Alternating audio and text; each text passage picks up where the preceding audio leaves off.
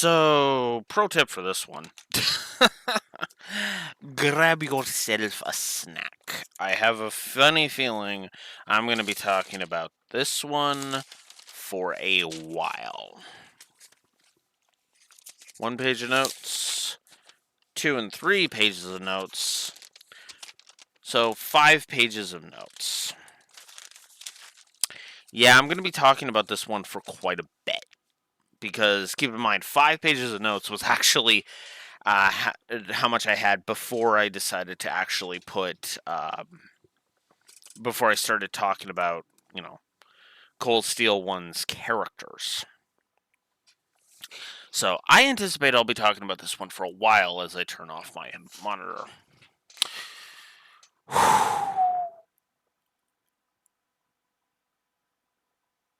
Trails through Daybreak. Before I say anything else, let me go ahead and say, holy crap, I'm actually kind of slightly shocked that this ended up edging out Cold Steel 3. I didn't expect anything to really get above Cold Steel 3. I didn't. Didn't. Um, you know. And for the record, I have indeed just finished. I literally just hit, stop stream, not that long ago. I literally just stopped stream, uh, sat for a bit, and then hit record on this. It's been about like 15 minutes since I cut stream, so. Final session was, just under 7 hours. I had 7 unique chatters, a max viewer count of 6, 16 unique viewers, 48 live views, and an average viewer count of 3.2. So not too shabby. Heavy, all things considered. But regardless, I am going to go ahead and I am going to silence my phone now. Because I don't want to be interrupted while I'm talking. We'll see how that pans out because I think one of my family members has laundry sitting there. So we'll see how much I get interrupted. Regardless. And just think, Daybreak 2 is on its way too. That was actually my first note, was to mention that Daybreak 2 is already on its way. Go figure. Regardless of any of that, though, let's go ahead and talk about, as ever, I want to talk about the gameplay to start with.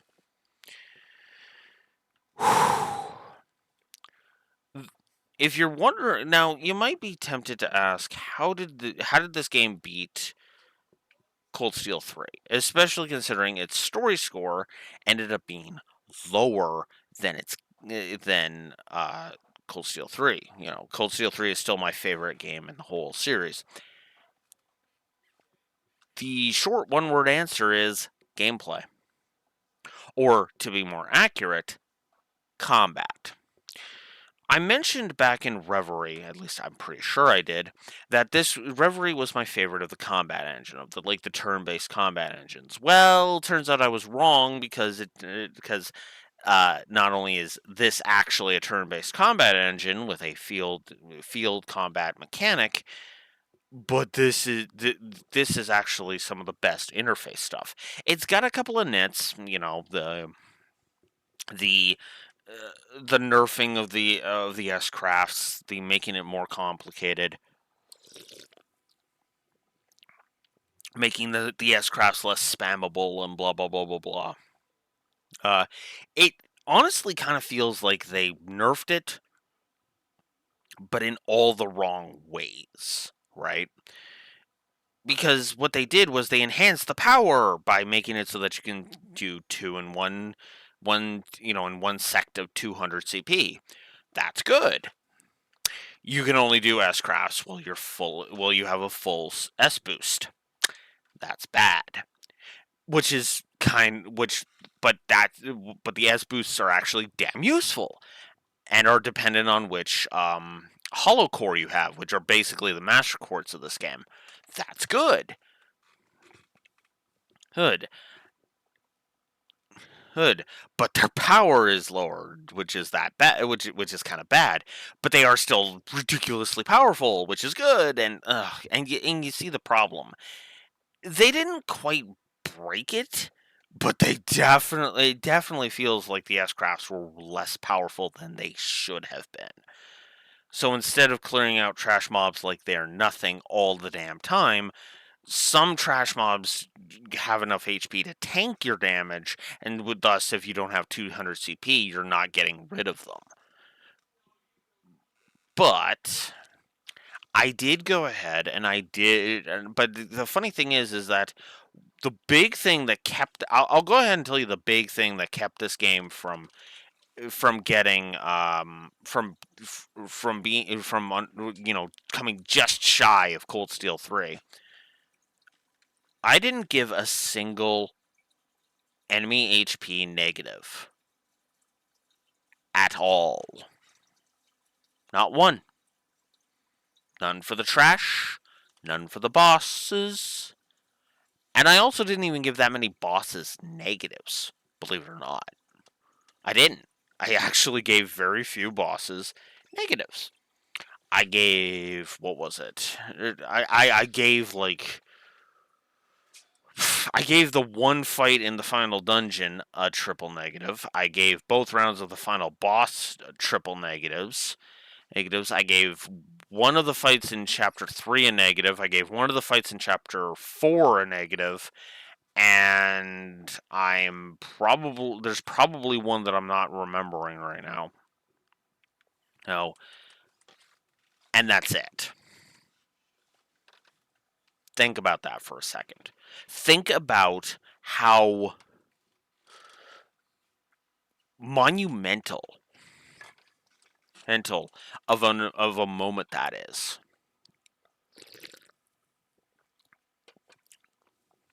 I didn't give any enemy HP negatives, and I am notorious for that, which is actively hilarious when you remember that the game I reviewed just before this was Lightning Returns, the third of a trilogy of games that all are notorious for their spongy their damage sponge and bosses.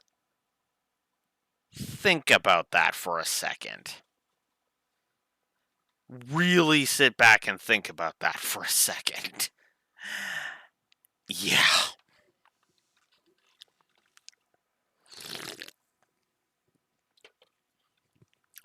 The contrast. Excuse me. The contrast is night and day. It really is. It's night and frickin' day. Hey, because the 13 trilogy in general are really exactly how you do a JRPG series wrong. As I talked about back in my rant view about 13.1, and some will rant about in season 3 of Wolf's Den when we get to when you view the rant view on Lightning Returns, which obviously I've recorded that video already from my perspective.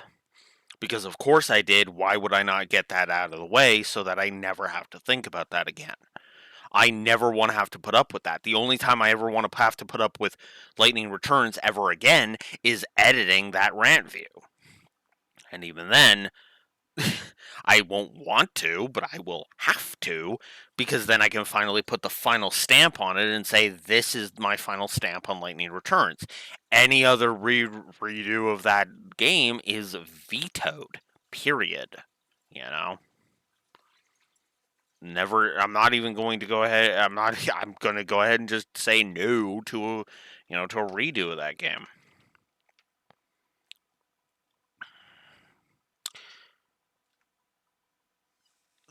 The combat is so much fun in this game. The freaking I love. Here's a fun change that might seem ridiculously minor. You know how moving around was for all intents and purposes, uh, like an actual selectable action. Guess what's a free action this time?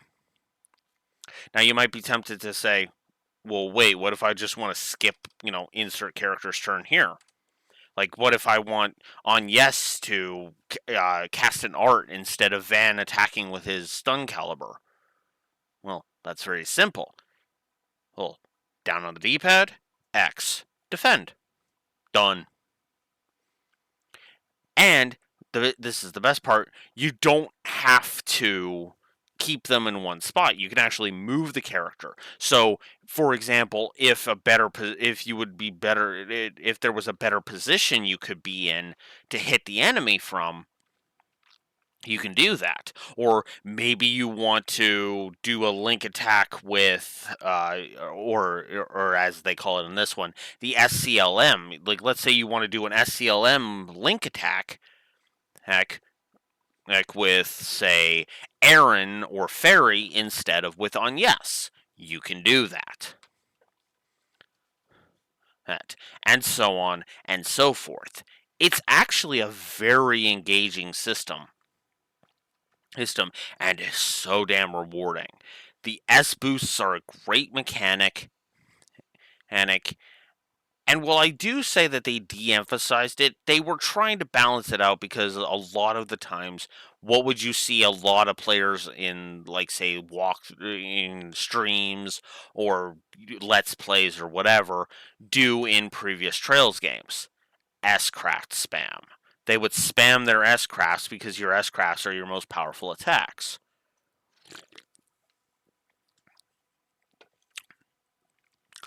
But, and I'm guilty of this too, so don't think I'm throwing stones for my glass house here. Far from it. I'm actually just saying that's why they did it. I'm not throwing a stone, I'm just stating a fact.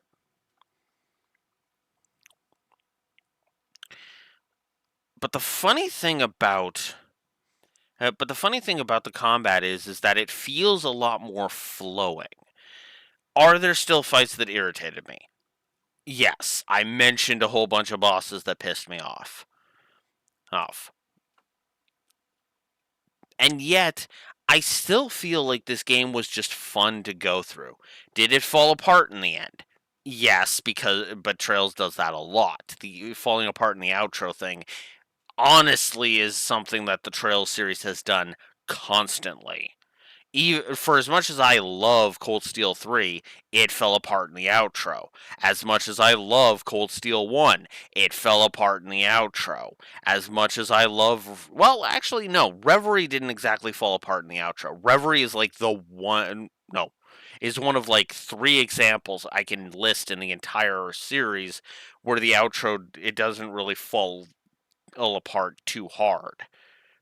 And excuse me, it's really only 2 examples where the outro doesn't completely fall flat on its face, because one of them is pulling a technically, because the outro, like the overall final stretch of the outro, is of course the fighting the Soul Dots and the Valimar versus Ordine, the first fight between Valimar and Ordine. You know,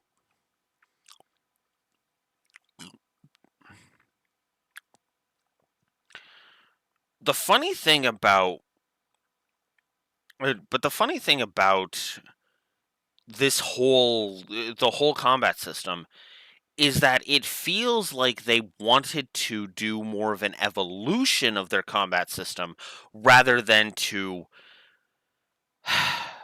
follow a fucking stupid trend. Pardon my language, but I'm just gonna call it like I see it. This hate boner that so many developers seem to have for turn-based combat, specifically in Japanese developers, is frankly stupid. Now, I can understand I don't want to do this because, as I don't feel like my game works in a turn-based combat format. That's understandable. Xenoblade is actually kind of a great example of this. It's kind of turn based, but it's not really turn based, and it kind of feels like they really wanted kind of a more of a flowing combat system, right? It's actually why you just occasionally interrupt the auto attacking with the bigger hits. It's a way to kind of compromise and kind of meld the two systems a bit. But turn-based combat is not obsolete. As I don't give a damn what any moron on the internet says. Those morons can continue to live their sad, pitiful fucking existence because those are probably the same fucking morons who think you should give up childish things. Things. The kind of people that would look at me talking about a video game and say, tell me to get a life, or that would mock me for having an N64 sitting right in front of me. Hey, or a PS2 sitting on top of a Wii over there. Or a Switch controller sitting right beside that, and you get the point. Point. I don't need to explain everything that's on my desk for you to get the point on that, and I apologize. This is a long game, and I will say you should probably take your time with it. I mean, you've got time. Daybreak 2 isn't going to come out until early next year, so yeah, you've got plenty, there's plenty of time still. Even when I release this video, there'll still probably be a few months to really get it dig into the meat of this game.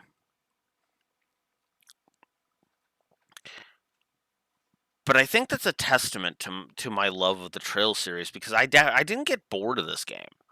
Not really. It was starting to wear on me a little bit by the end, but at the same time, I don't feel like it was actually that long because it's just kind of funny because this took me just under as many sessions as it did for me to complete Cold Steel 3. Cold Steel 3 took me 24 sessions. This one took me 23 sessions. And I never got bored of either game. Not really. I mean, granted, once I got to the Grawl of Erebos, I was like, oh god. When it came to Cold Steel 3, and then and then by the time I got out of the Demon Sphere arc, I was like, oh, thank God, the Demon Sphere arc is finally done. I hated the Demon Sphere arc, by the way. Even from a gameplay perspective, I hated the Demon Sphere arc. I also kind of hated it from a storytelling perspective, which I can actually talk about spoiler free, because my issue actually stems from its presentation. Because the presentation of the story has been top notch right up until the Demon Sphere arc, which, by the way, is effectively the second last arc of the game. Because the last arc of the game is right before the final boss is, of course, the final dungeon, aka Genesis Tower. So, yeah, but we'll talk about that more in the spoiler section. I have nothing to say about Genesis Tower from a gameplay perspective. But I will say I adored so many aspects of this game. The whole reason Genesis Tower disappointed me was because the rest of the game's dungeon design was actually pretty good. The boss design was top notch. The combat was just fucking awesome. I love the way they do the link systems, which is whichever you don't actually have to you set up your links beforehand. What you do is it's a per attack basis. So let's say you want to maneuver over here to get into to attack. Heck, well, you can actually team up with this character, and then they will do a follow up attack if you do an attack with them, or they'll boost your arts, or they'll boost your crafts. Yes, right. It's great stuff, and I was constantly. It was funny because you're supposed to have really low chances for the shields, which reduce damage, or insert whatever other bonuses here. I was getting them all the damn time. Like it and we're talking like the highest the percentage is supposed to be is like what, 20%? Well, apparently Lady Luck was just fucking was just fucking salivating. It was like somehow I sexually attracted Lady Luck on this playthrough because she was fucking causing the shard skills and which I haven't even talked about yet, and the frickin' SCLM effects to go off constantly. Although I imagine that was actually probably closer to like 40% if it was like an overall thing. But still, 40%, even if it was as high as like 60%, that still was kind of like, Jesus, right? It's kind of, which is kind of the inverse of Fire Emblem. Instead of, 95% might as well be 0%, and or 35% chance to a 35% chance to avoid, it might as well be 100% in some cases, right? Because of some of the bad RNG with certain games in the Fire Emblem series, for example. Hi, Shadows of Valencia, how you doing? Stephen V still going through that at the time of this recording, so that's why that popped into my head. Actually, what's funny is that he's pretty damn close to the end of that, so yeah. That'll be interesting. What time is it here? I've been talking for about 20 minutes now. Hmm. That's actually less time than I was thinking. Let's talk about shard skills. Because now the bonuses that quartz give you are not as important as the skills that are given. So now you have a whole set of skills, and sometimes with some of them they will add elements to your attacks. Sometimes they will add. There's other ones that will reveal things on the map. There'll be ones uh, that will give you a chance to enter combat with the stealth buff. There are other, and yada yada yada. There's a whole crap ton of ones, and the idea is that the where you place your quartz determines what shard skills you get. It, and that's why it's good to place double element quartz in a single element slots. Now you're probably thinking, well, how does that work? Well, a quartz has a primary element, but it will also have, secondary elements, right? Some of them will have secondary elements, right? So a fire quartz might have a space. It might have a space quartz, a space sub element, or something like that, right? Those are the ones you want to stick in the single element slot because then you get around the whole single element slot. And it's nothing new. The single element slots are nothing new at all. They've been around since pretty sure since Sky One, actually. Actually, don't quote me on that, but I'm pretty sure they've been around since Sky One. Yes, actually, they are. They're, or one of the first slots you get is the single element slot on Joshua. Actually, now that I'm thinking about it, I'll probably get Future Alex to put up a image, probably some video of me showing that off with Joshua. But regardless of any of that, uh, yeah, the shard skills were actually really cool, really cool.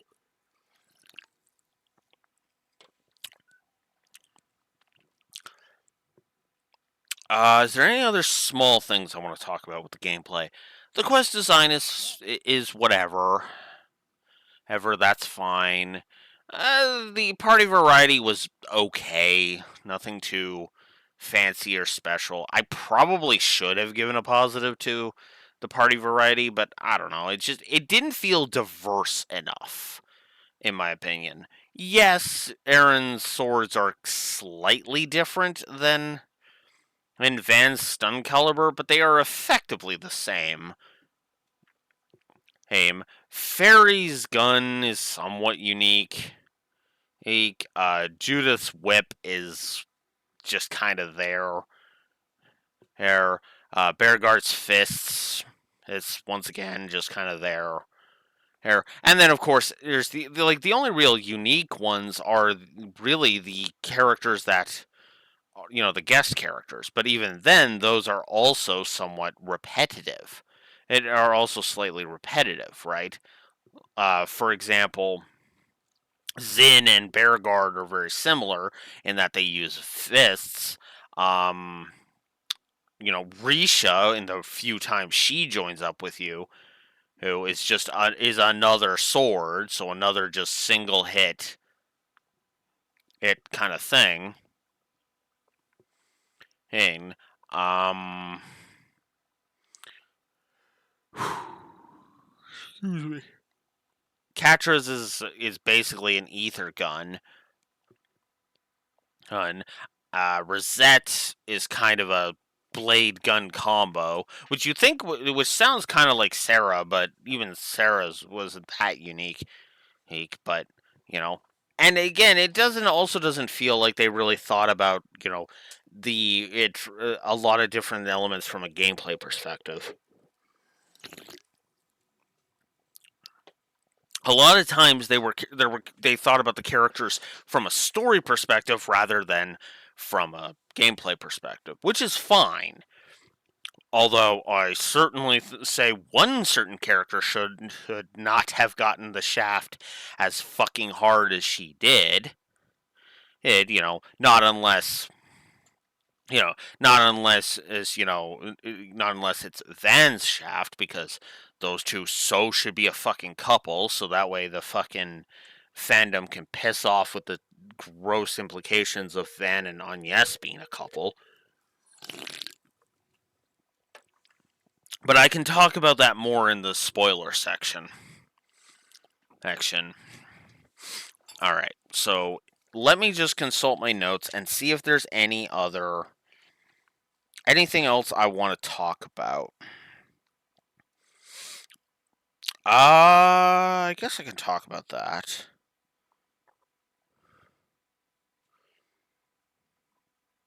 I talked about boost attacks. I talked about the SCLM system. It's basically the link mechanic. I'm going to talk about that soon. Looks like I don't have much more to talk about gameplay wise.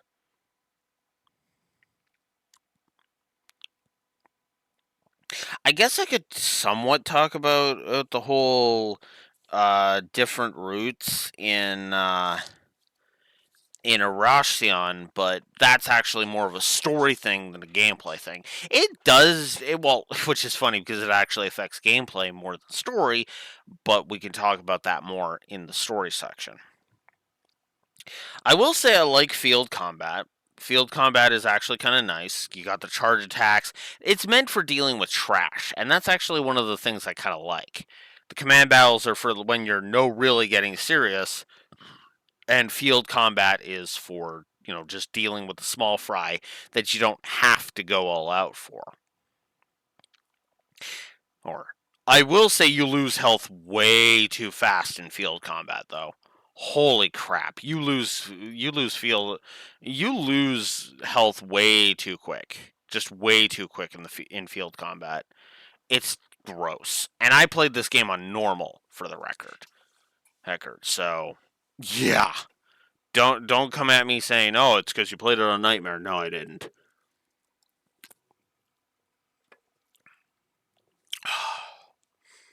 Yeah.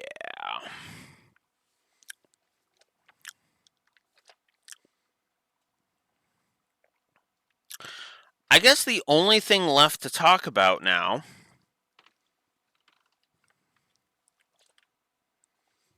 if my notebook will just stabilize for a second here. If the only thing I think is left to talk about out here is the Grendel from a gameplay perspective. And don't think that's too much of a spoiler.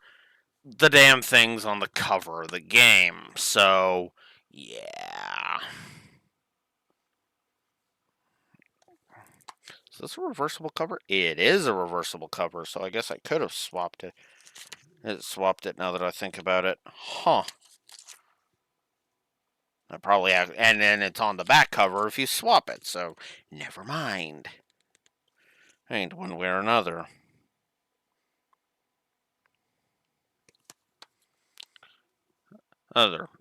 So one way or another. But anyways, point is, the Grendel is just freaking awesome. The Grendel is a massive power boost, gameplay wise, and I love it for that. Absolutely adore or having that thing's power at my beck and call. Oh, it was awesome. There was just something so cathartic about beating the shit out of enemies. The lore runner has talked about a concept called the hyper beam moment. It's kind of named after Metroid when you get the hyper beam and you crush Mother Brain. Well, okay, I tell a lie. There is technically two definitions he gives. There's the getting the hyper beam in Metroid, which is meant to be like a moment of just fucking hell yeah. And then there's a moment of oh, ho, ho, ho, you just added an Omega Mega Cannon to my inventory. Alright, I'm gonna have some fun. The Grendel is both. It is simultaneously a Hyper Beam moment in the Metroid sense of you gain a power up for a specific fight, and an ability you get later on at certain intervals in the game. I would I am so going to give. I'm probably going to give like 6 positives to take the Grendel, and if take the Grendel is just a permanent move Van has in Daybreak 2. Who, no question, absolutely doing that. Fuck yeah. It is without question awesome, and of course, Compass decides he's going to start streaming. Ugh. Anyways, I am going to keep talking because, duh. I love it. I absolutely love of the Grendel from a gameplay perspective. Oh, the amount of power that thing can put out, even in the take the Grendel moment. Because here's the thing: you had an ability where Reen could summon Valimar in Cold Steel 2. It sucked. It absolutely fucking sucked. Because, oh my god. I just looked at that and I was like, are you kidding me? Are you, like, seriously, are you joking? I just couldn't. I just was like, whoa. You know, I loved fighting that thing. Every fight where take the Gren where sorry no not every fight where Van basically is in the Grendel for the whole fight was a positive to gameplay. Every single Grendel fight was a positive to gameplay because the Grendel is just fun.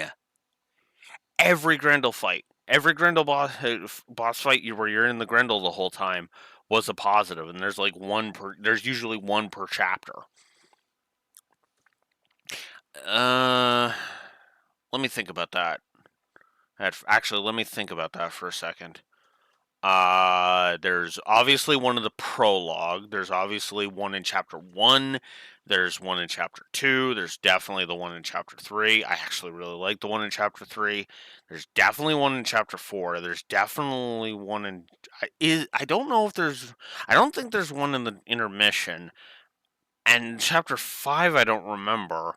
And then in the finale there's one. So there is at least 6 of the 8 chapters that have Grendel fights, and it is awesome.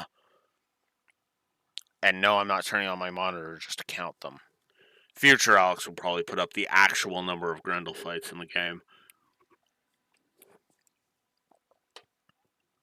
My opinion, the final boss should have been a Grendel fight. Just straight up, should have been a Grendel fight. I mean, for fuck's sakes. Van's even in the Grendel in the cutscene right after the final boss. For fuck's sakes, come on. Ugh. But I think I'm gonna go ahead and say that at just under a half an hour or so, I think that's where I'm gonna stop talking about the gameplay. This is the end of the non-spoiler bit. If you haven't played this game, I highly recommend it. I guess one last thing before I switch over to the spoiler section. Do I think that this is a game you could play with, be the first Trails game? You can, but don't. Cold Steel 1, Trails from Zero, and Sky 1 are much better options, in my opinion.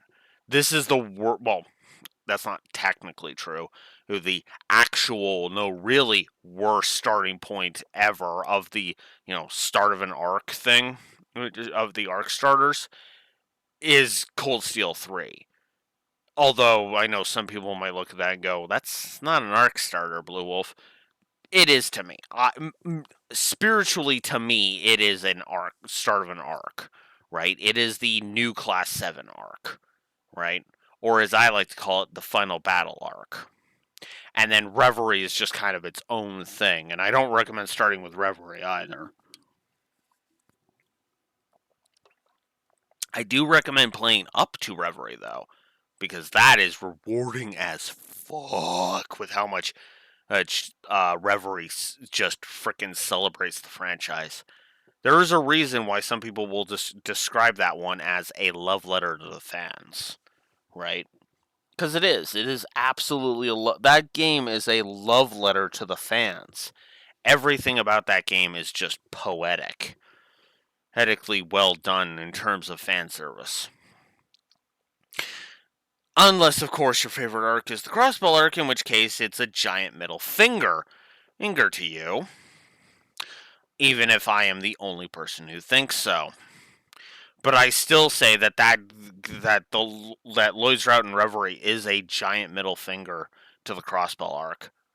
I do. I honestly do. With how many with how many characters and concepts, it basically decides it wants to shit all over. It really pisses me off. But that's neither here nor there. But it's time for the spoiler section. So, spoilers, spoilers, spoilers, spoilers, spoilers, spoilers, spoilers, spoilers, spoilers, spoilers, spoilers, spoilers, spoilers, spoilers. This might be a much longer section, so here we go. All right. Now, the question is, where do I begin? Well, I've actually thought about how to structure this, and I have my answer.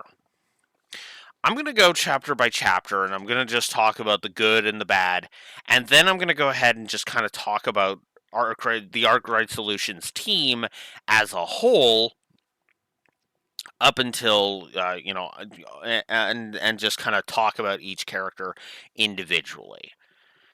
And I will even go ahead and rank them.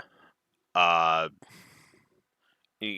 of rank them, which is kind of funny because the ranking is actually going to be kind of weird because a character that kind of plummeted, in my opinion, of her actually will get third from last, mostly because the other two just didn't have enough bolstering them, and there was a lot of potential with the one.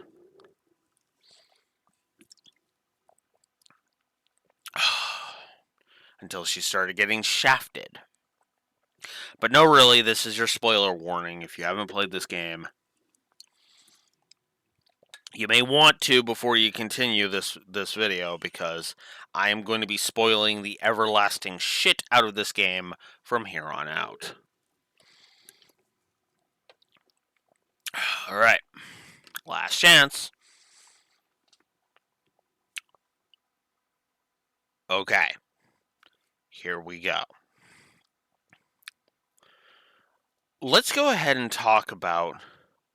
So the first thing I want to talk about is right in the prologue. We get an establishment of who Van is before we've even fully met him. Before we even know Van's name, we know a bit about him. He's being looked after by this family. He interacts with this family, with this young family, and he runs an office. And we find him asleep in his office, laying out on a couch, reading a magazine. Right? And the sign on his door of the door to his office reads, "Arkwright Solutions, complicated matters only."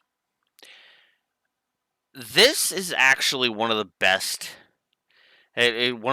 ways to just visually explain a character without ever uttering a line of dialogue. We don't need, well, which is funny because they actually do make sure Van explains, no, really, this is what I'm about. But we establish very quickly that Van is not someone who operates above board.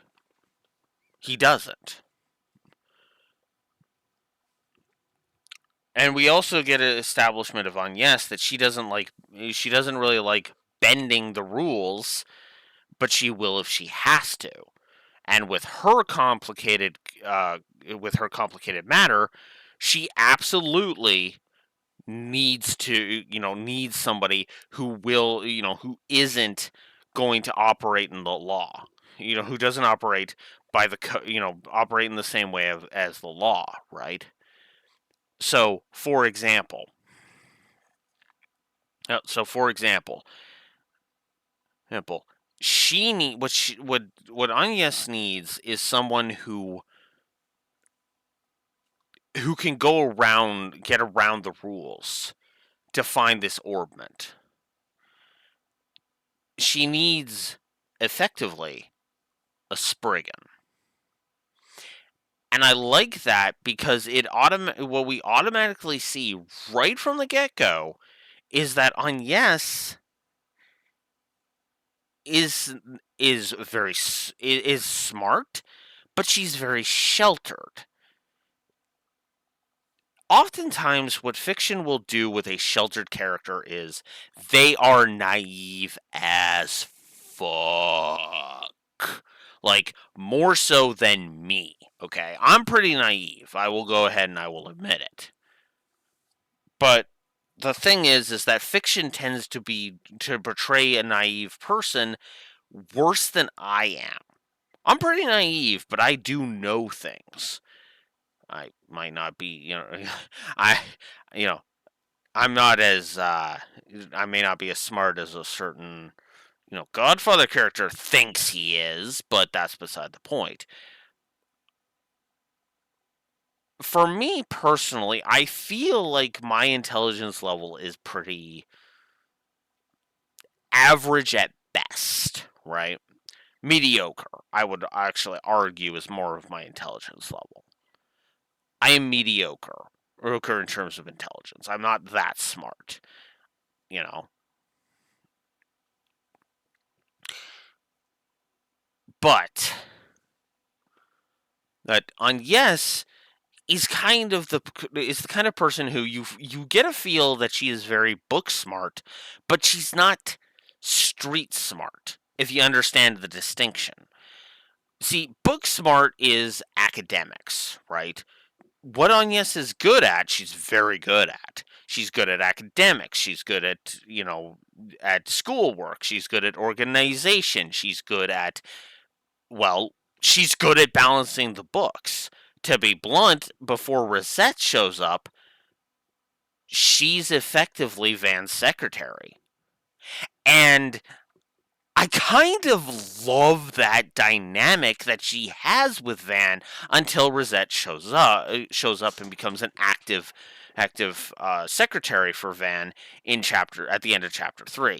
In fact, I kind of lament the fact that Rosette kind of takes over that role, because I feel like Agnes kind of nailed that role the more I think about it. Because what Agnes does is she keeps him. She's kind of the human balancing point. Because see, here's Van's deal. Van believes that he is a piece of shit. There's no nice way to say it. He thinks he is scum, right? That's why he doesn't argue when, Detective Nate is a fucking paint thinner guzzling dipshit and calls him a piece of shit. Um, why he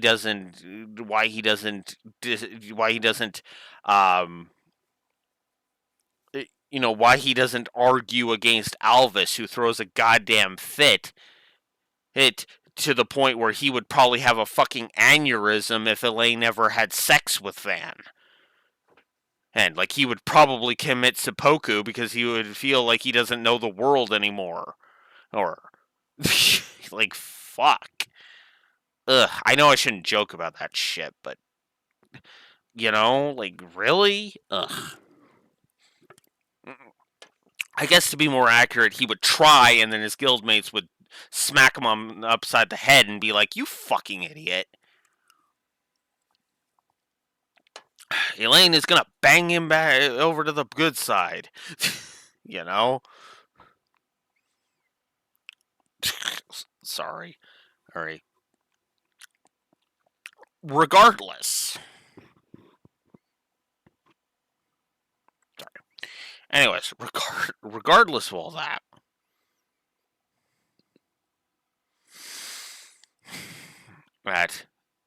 Agnes strikes me as kind of the humanization for Van. Someone to balance him.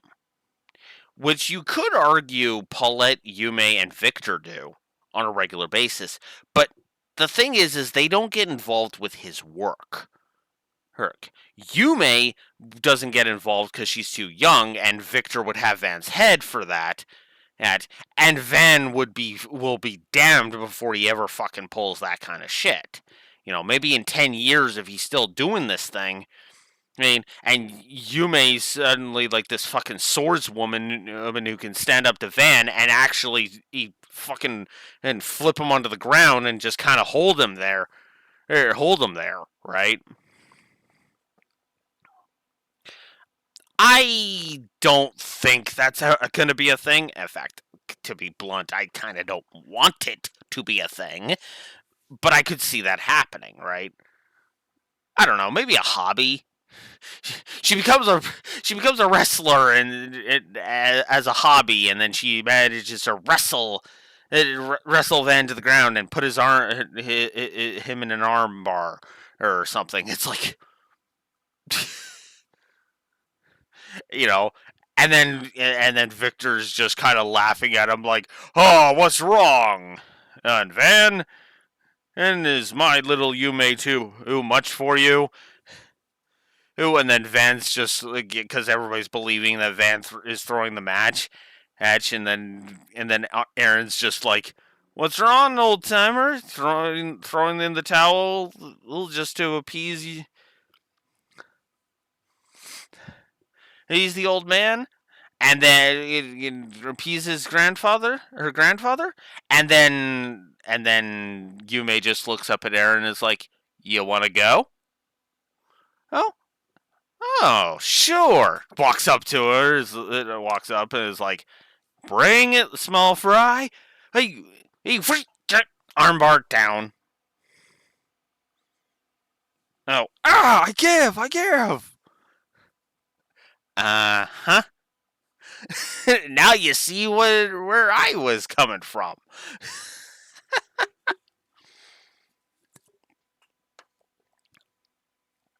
God, that's funny. That's actually kind of funny. Anyways, there's your mental image for the day. Hey, a grown-up Yume pinning Van to the floor in an armbar. I would pay a fan artist to draw that. Anyways, what else? I guess she would be kind of like a kind of a shorter Paulette, and just kind of, I guess. But I don't know. I digress. Point is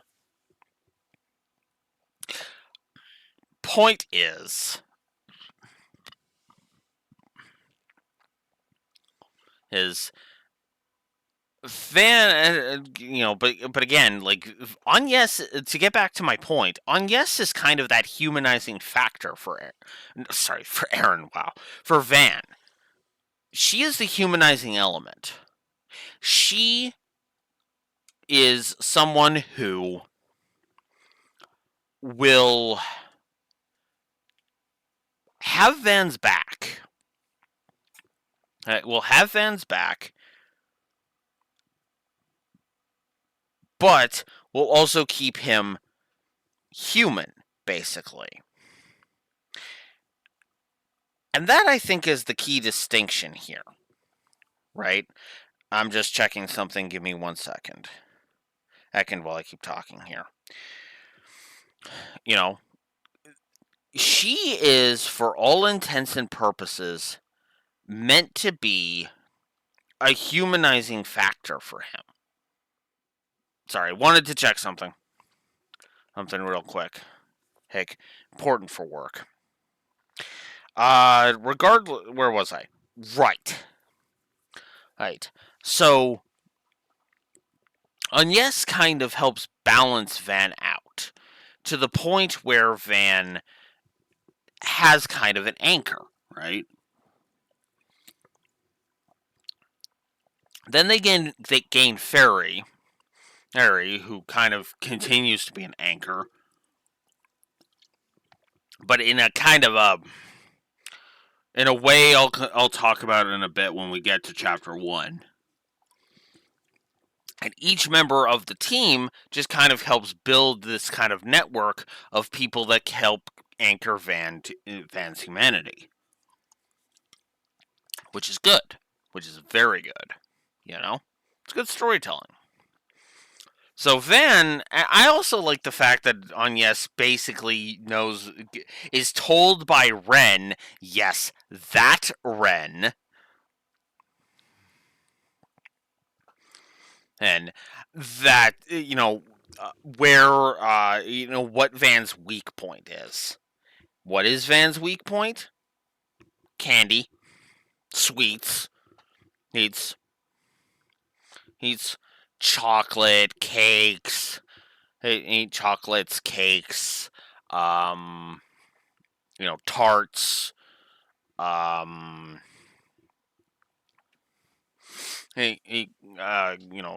think I said candies, but any of that stuff, right? He is the kid you don't, you keep on a leash in the candy store, right? That's Van in a nutshell. You can't. You have to keep a tight grip on him when it comes to sweets. Otherwise, the dude, like, it's impressive that he doesn't have massive dental bills. And that's one of like the major expenses of his, right? I love the fact that that Agnes literally bookends the thing. To entice him into the Genesis job, she brings a tart. To entice Van to meet her dad, she brings a tart from the Andaluis store, right beside Armorous Academy. And it's just like, and Van's just sitting there like, oh, you gotta be kidding me. He literally even looks at her and was like, when did you kids get so damn sly? Oh hell, hell. There's literally a point near the end, just before that final scene, where Agnes literally looks at him with the Ren wink, that sly little like, and kind of that. The wink. I obviously can't do it properly, but oh god, that is so good. By the way, with these ones, I'm intending to put clips, uh, clips of different things. That is definitely one I'm gonna have to put there. That one just happened today, obviously, from my perspective, but oh god damn, I so gotta put a clip of that just in this thing. Just that Ren wink. Oh god, I didn't even realize it was the Ren wink until a viewer pointed my Thoraxor, one of my main viewers. Shoutouts to him, pointed it out, and I was just like, oh shit, you're right. My brain was like, that's familiar. I just couldn't place it because, on Yes was doing it, not Ren. And yet, she did it all the time, especially in her level up quotes, right? It's only natural. It's like, Jesus, Ren,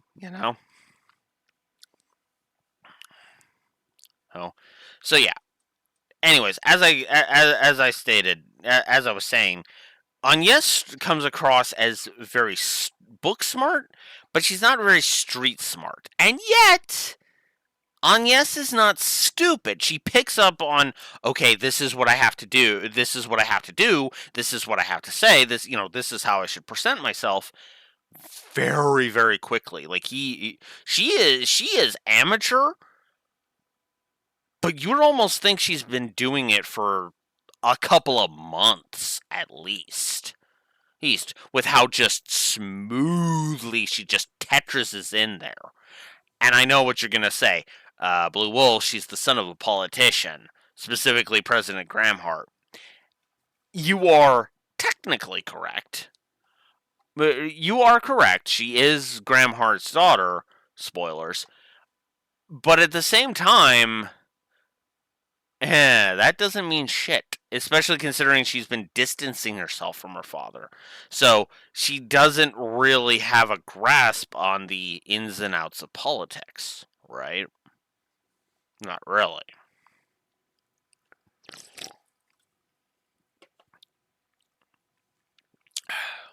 But I would argue she'd make a pretty good politician. No question. Or a negotiator. Or hell, even a Spriggan. Although she would be closer to an angel than a Spriggan. Let's just be real.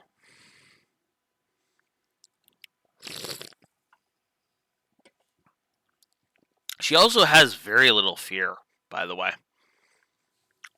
When they're taken in by the cops, that's during the prologue before Kincaid shows up and bails them out, which leads to plot holes later, specifically in chapter 2, when one call to the CID would completely derail their entire case against him, which is why they don't do it, by the way, because we got to portray the cops as either incompetent or assholes, because as comedy.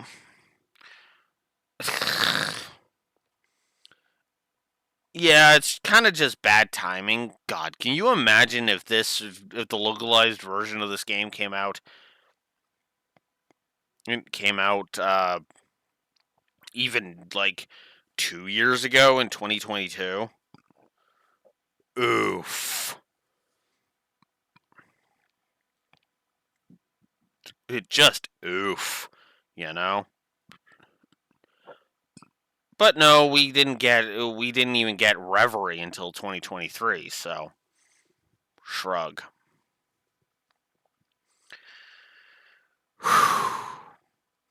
But yeah, I absolutely love that entire prologue. By the way, ditto the opening. We are also introduced to several characters and concepts, including Guacomo, aka the first and the very first character who actually gets a gruesome fucking death. Like, we see blood in this game. People actually die in this one. Not on, massive scales, of course, and hell, if you team up with the Bracer Guild and Oration on the only people you can actually have die, the only member of Armada you can actually have die, is the worst one to have die because it relies on cutscene and competence to do so, which is, of course, Olympia, but I'm getting ahead of myself.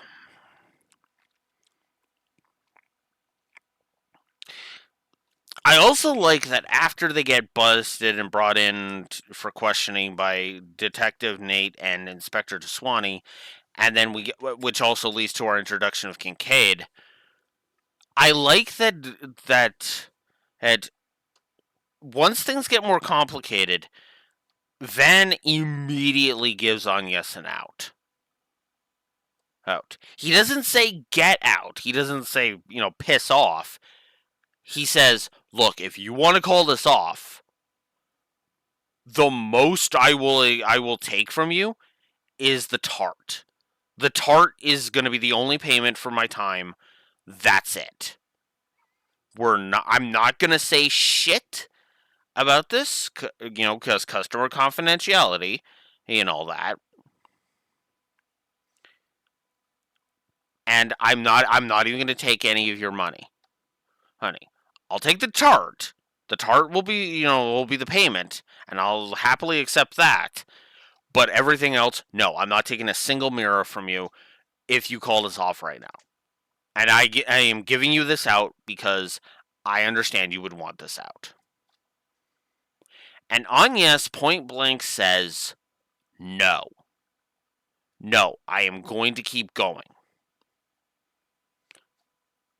And Van is like, okay. And I like that. Because he is very firm in doing what his client wants. He's very.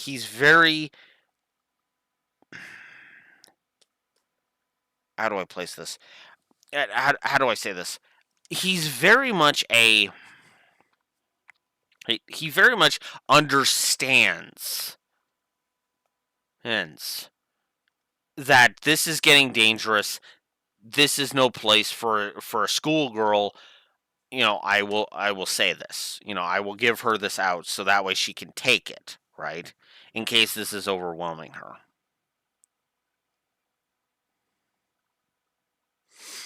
So then we're introduced to more characters. Marielle, Elaine, Bermati, Eddie. Dingo has a little brief thing. Graham Hart then also appears on the screen. Ren also has a brief little cameo.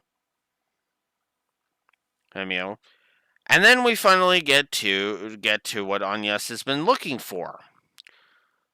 The first of the 8 Genesis. I will try to use that as the plural. The Genesis devices. But instead of terraforming planets, this one basically is an orbit that can do a whole bunch of wacky stuff. Which is just kind of like, okay then.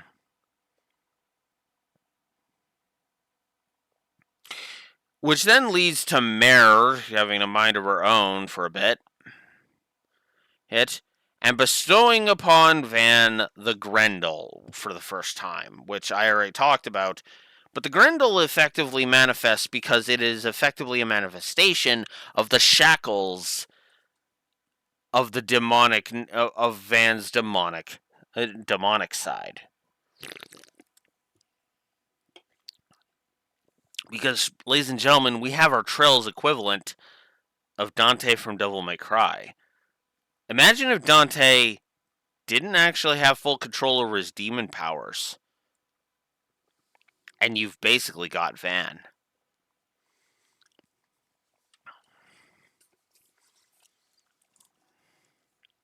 Or at least on that side of things.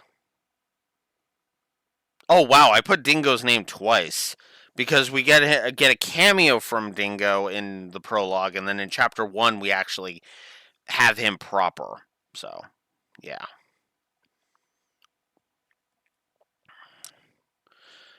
Then this is where we meet up with Zen. We also actually have more of an encounter with Dingo. And then this is also where we encounter Fairy, who's looking for her friend Ida.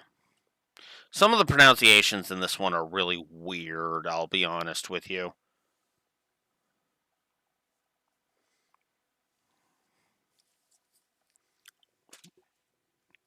No. But effectively, Fairy is looking for help and was basically sent. I'm basically found Van and on yes. Although I will say but before we get to before we get to that, let's actually rewind to just before the opening because there's one other thing about Van I want to comment on. He only take of the 50,000 Mira that Agnes prepared to get Van's help. He only takes 10,000 of that, according to the dialogue. I want you to think about that for a second. Think about what that means for a second, okay? He looks at Agnes and he says, anything more than 10,000 is ripping you off.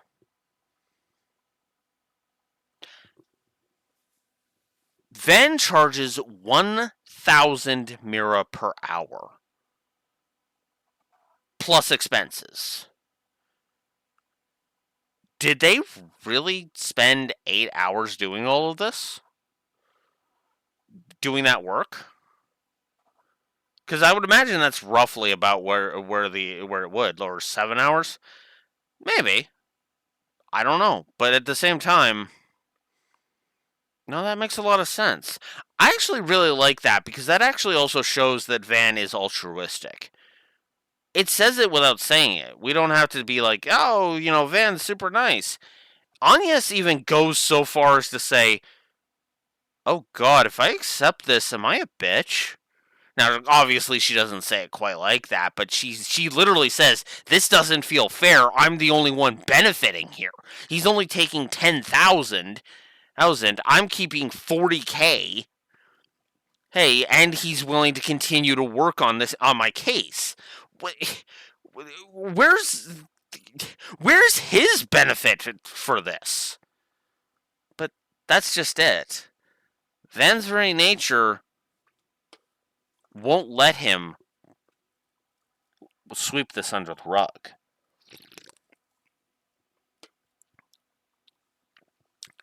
Not when he knows how serious things have now gotten, with Almada having entered the scene. And that's the same as when he meets up with Ferry to kind of tie it right back in.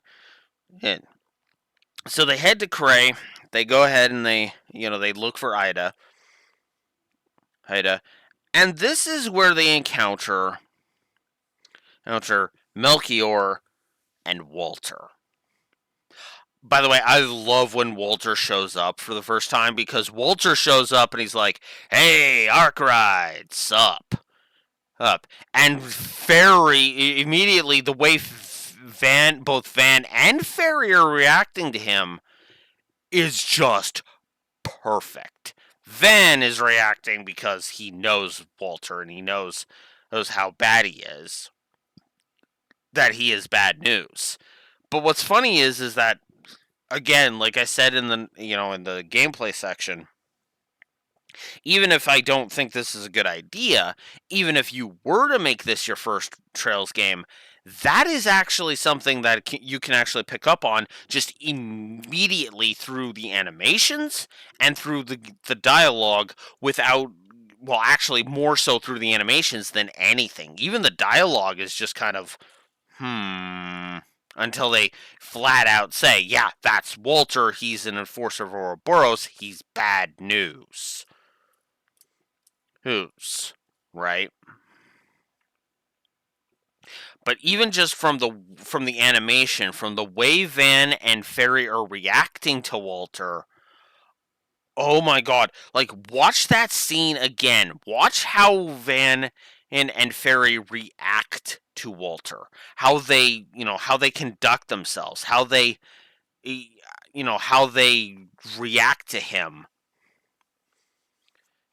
Ferry is ready to fight and is standing right in front of Anya. Basically, gets in front of Agnes and says, "Stay back, Agnes. He's dangerous as fuck." And even Walter's kind of amused, like, "Oh, a kid with with an actual brain in her head. Nice. I like you, kid. I like you. You got some good company. You're keeping good company. You're keeping good company. Company arc ride. Nice going. You know." It's actually kind of cool. I love that, and it makes the point that Van will work with Ouroboros, but it doesn't mean he likes Ouroboros.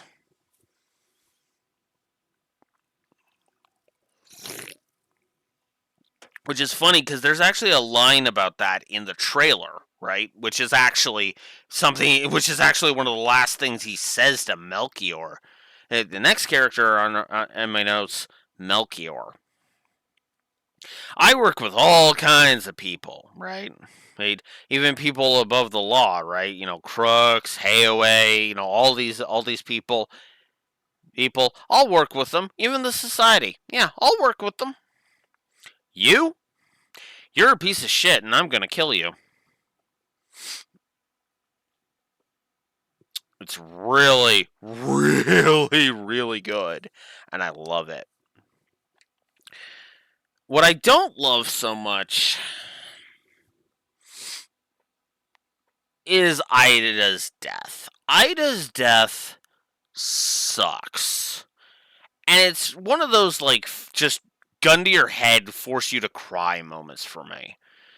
We didn't know Ida at all. We didn't know who she was. We didn't know who, what her deal was. We only knew that she mattered to Ferry. And the whole turn Ferry into a murderer as a rite of passage thing is frankly stupid. And is frankly It's just idiotic to me. I know it's the Kruger way, but at the same time, no. That's messed up. The whole concept of child soldiers is messed up. And what is a mercenary if not a soldier? And what is a Jaeger if not a mercenary?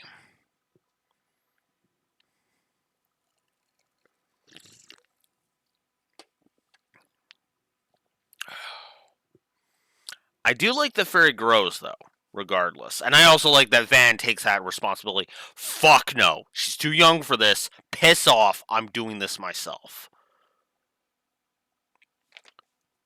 And he does so. He eases her pain and just says, "This is my burden to bear.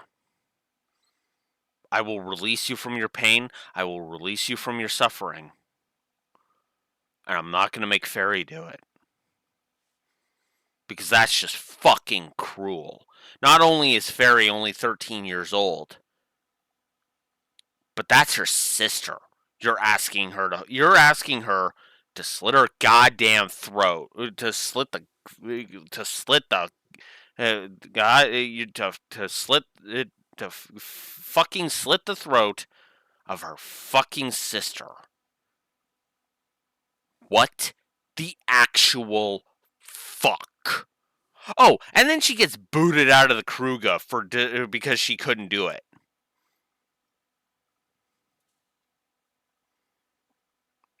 Specifically, the reason given is she disobeyed an order from her Abi, from her leader.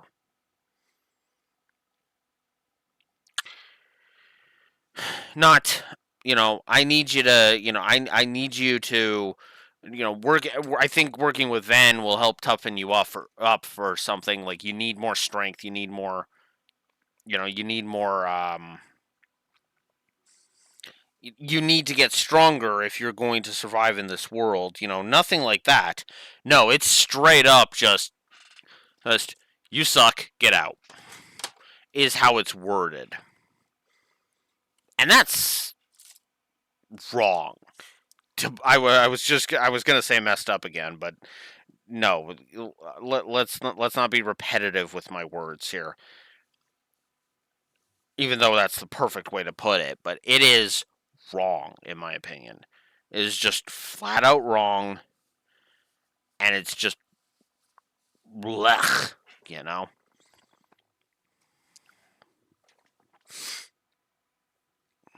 Next up, and so then we get into chapter 2, where we're introduced to Grimcat, who's totally not Judith Lannister. Nope. Then we're introduced to some KOA characters. Sal returns and is just as wonderfully slimy as ever. Absolutely love that. He is a smug snake. He is a type 3 villain, and I fucking love how unrepentant he is as the smug snake. The fact that he can just be such a major villain of multiple games, and yet it's not based upon power or anything. It's just how freaking intelligent he is that makes him so hard to take down. This is the kind of villain I could see fighting Batman. Batman, and just kind of giving him a run for his money. Like, just imagine it for a second. I know he doesn't ever refer to Lloyd like this, but imagine if he just looks at Batman and is like, "Ah, detective, you are such a potent force of nature. Until our next encounter." No. Oh. And then Batman just kind of scowls at him and is just like, "Tread lightly, Sal. You will get yours eventually."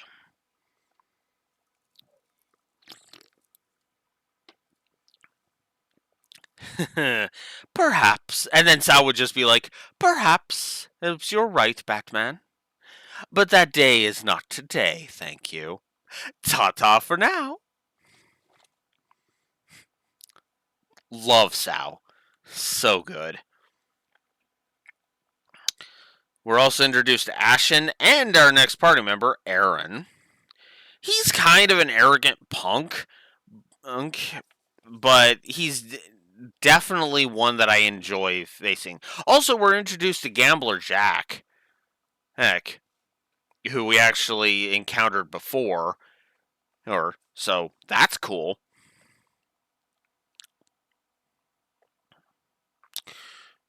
Then there's a side quest where we can deal with some cheating gamblers. That was actually kind of an interesting little quest. But then a bunch of Aaron's posse are murdered when the fog rolls in. Massacred in the mist. That scene was everything Ida's death failed to be. Whereas Ida's death was fucking stupid. Most of our time in Longport was spent learning why Aaron and his posse care about Longport so much. And the fact of the matter is we had this kind of very engaging dynamic to show that Aaron does actually care not only about Longport, but about his bros as well. So when it hits him, when it smacks him across the knees and it starts going into full on fucking rage mode, it makes perfect sense. which of course leads to him being the reincarnation of the tyrant when we head over to Heilong Shanzhou, or Zaire. I've already forgotten how they pronounce it. That island place is from 40 years ago, where we encounter Viola and Alexander for the first time. I'm just going to keep this brief. I am not going to be talking about the individual Almada members all that much. I'll talk a little bit about each of their backstories, and I'm going to knock out Viola's and Alexander's just right now. Viola was effectively, if I remember correctly, Viola was, how do I put this? Viola was, fuck, I don't even remember now. Shit, what was Viola's past? Oh right, she was basically a noble who lost everything and basically got sold. She was basically sold to a person, and she just didn't give it. She stopped giving a shit to the point where now she just wants to watch the whole world burn. The problem is that she's unrepentant, and it explains it, but it doesn't excuse it, because she basically became a bloodthirsty bitch, and that's it. That's her entire characterization, which is not great. Just to be blunt, it's not great, you know. Kind of bad, if I'm honest. And then Alexander was, of course, a northern Jaeger. So all of the bullshit that happened in Northumbria, the Salt Pillar, which actually was before the whole Northern War thing. So the whole Salt Pillar incident, which led to him killing his dad, and him basically feeling like he's nothing more than a walking corpse. That one was, it was a lot. I was a lot more hesitant to kill. I basically I had no hesitation about sparing Alexander or Olympia for that matter. You know, so that's all good. So then through the Genesis, as the tyrant shows up to try and take over Aaron, in a sequence that is actually really, really good. I actually really liked that whole sequence. And then we learn that Risha's in this game, under the Yin persona.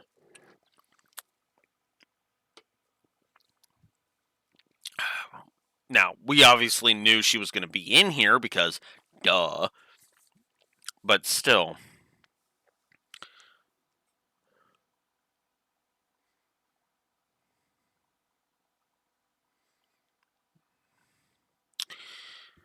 So then things are all clearing up, and the next chapter takes us to Tharbad. This is where we're introduced to Prince Sherrod and Najee, aka Olivier 2.0. Now, you might think, but here's the funny thing, and it's an observation I made on the stream too. Prince Sherrod is to Olivier what I am to the Lore Runner. Now, that statement might seem a little weird, so let me explain it a little bit. Prince Sherrod models himself after Olivier, but he's not an Olivier copycat. No, far from it. He is actually, no, really, another Olivier. In kind of a similar vein to how, some parodies will joke about, what are you gonna do now, Byleth? You now have two scheming assholes, referring to Claude and Yuri from Fire Emblem Three Houses. And admittedly, I mean, on the one hand, and yeah, that's kind of makes sense, but I would argue they're different flavors, right? My reviews are more based upon emotion. The lore runners reviews are more based upon facts and figures and more tangibles, right? mine kind of uses tangibles to kind of solidify the emotion, the intangibles, whereas the lore runner is more about data than emotion. No, that's not to say that the lore runner is an emotionless husk or any of that crap. No, no, no, no, no, no. But what he is he's someone who has his emotions in check. In other words, he's a properly written Vulcan. Me, I would argue I am an improperly written Klingon because rage, anger, rage, right? Hell, I've gotten mad at things and then took a step back and realized, oh wait, I'm a fucking moron, you know. So, but that's Prince Sherrod, right? He's not as good as Olivier, but he is good in his own ways. What he's good at, he's damn good at. What he's bad, but what Olivier's good at is what Olivier's good at. And I absolutely love the fact that there was a little picture cameo during the credits of Olivier and Shara showing up. That was awesome. That was really nice, which is funny because Thraxor was like, "Hey, it counts. He's been in every arc." It's like, and I didn't even think about that. I was like, "Oh shit, he's right," because obviously he was in the Sky trilogy. That was his debut. Then he was in the Crossbell duology, specifically in Azure. And then he was, of course, in the Cold Steels because Erebonian Prince. So, duh, of course he'd be there. And then, of course, he was in Reverie. And then, of course, he was in Calvard. So, yeah, he's been in every arc. Not to mention the fact that he's literally been in. Yeah, he's been in 10 of the 11 games so far. Or if we count the cameo. And even if we don't count the cameo as counting, even if you don't really count the cameo as counting, then he's been in 9 of the 11 games so far. He's only been absent from 2 in the whole series, which makes the thing at the end of Cold Steel 3 even dumber, but let's not get into that. Hey, let's not go down that road again. Because the point here is that Prince Sherrod is awesome, and I want to see more of him. And Najee is just holy crap. uh, yeah, Najee feels like she's. You might as well call her the Najee. First name don't fuck with. And yes, I did steal that joke from SF Debris. Full credit to him.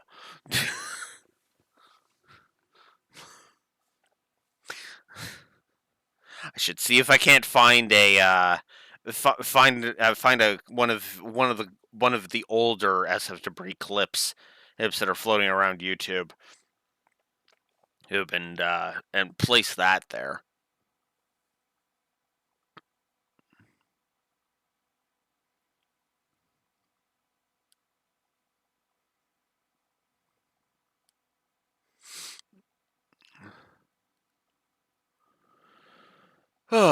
So that was all good.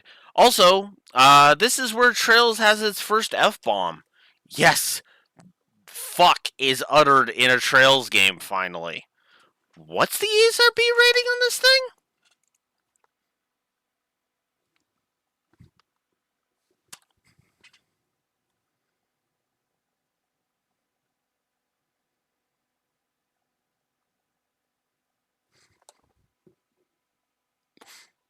What?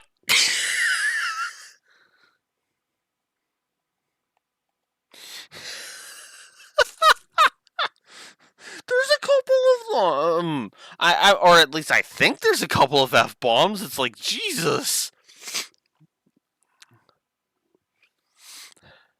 I don't even know if that showed up on properly on the thing. I might have to edit that out. But in case I do have to edit that out, This game's rated T. What?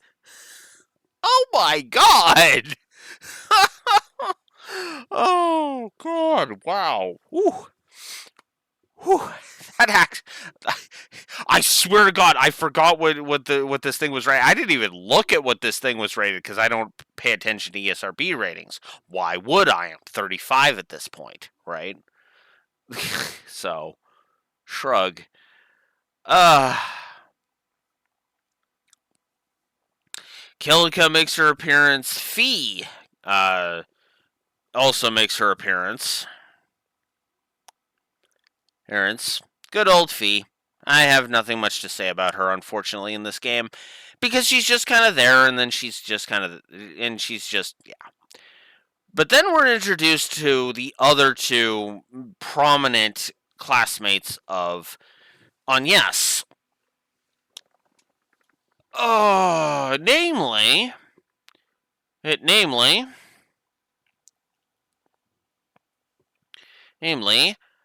Albert and Odette. Now, I like Odette. I really do. I find her to be kind of this really she's kind of a good counterbalance to Albert. Because she's kind of the one that's encouraging Agnes. Oh, this is you have a cool job, you got a cool boss, and yeah, no, keep going for it, right? Whether or not she's in the camp of what I like to call the squick camp of thinking that there's anything romantic between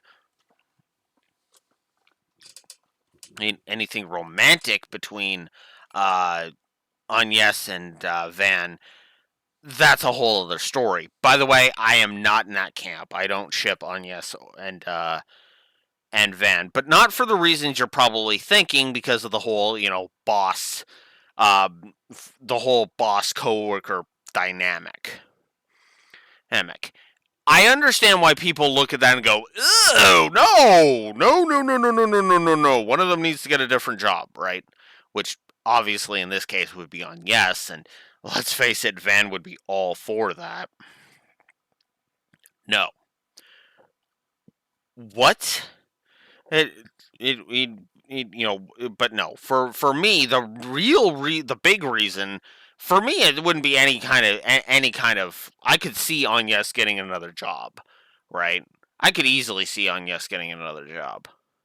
Uh, Possibly even with the Bracer Guild, just so that she and Elaine can shoot the shit about Van from time to time.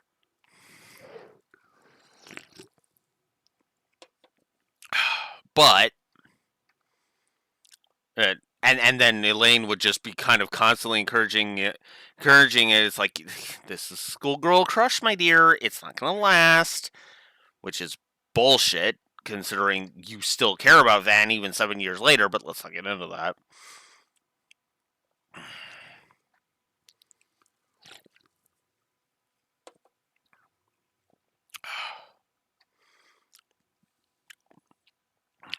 And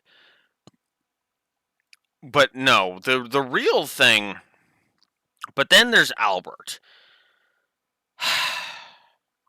I'm just gonna go ahead and say it as bluntly as I can. And I know this is something. I don't think this is. Let me go ahead and preface this by saying I don't think the writers intended this. But you know what Albert comes across as with his constantly bitching out Van and wanting Agnes to quit working for Arkwright Solutions is. It feels like what Albert is saying to Van is, keep your dick away from Agnes. She's mine. In other words, what it feels like to me is, how do I put this? It feels like Albert is basically wanting to. Well, there's no nice way to put this. He's sexually attracted to her. There's no nice way to say that. I call that wanting to fuck her. I warned about that earlier. Anyways,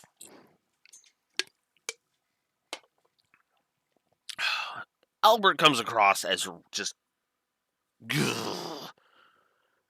It really gets irritating to the point after a while, mostly because that's his entire characterization. He's an impulsive idiot, and he's overprotective of Agnes. That's because he's got a schoolboy, because he's got a freaking teenage crush as himself.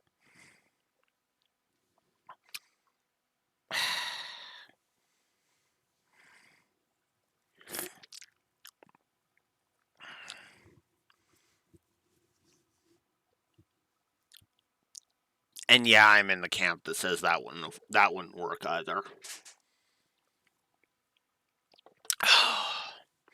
I'm more in the Agnes and Odette camp. Yeah, I'm either for Agnes and Odette or Agnes and Ren. Oh yeah, Ren's in this game. But did I mention Ren's in this game? Yes, that Ren. But anyways,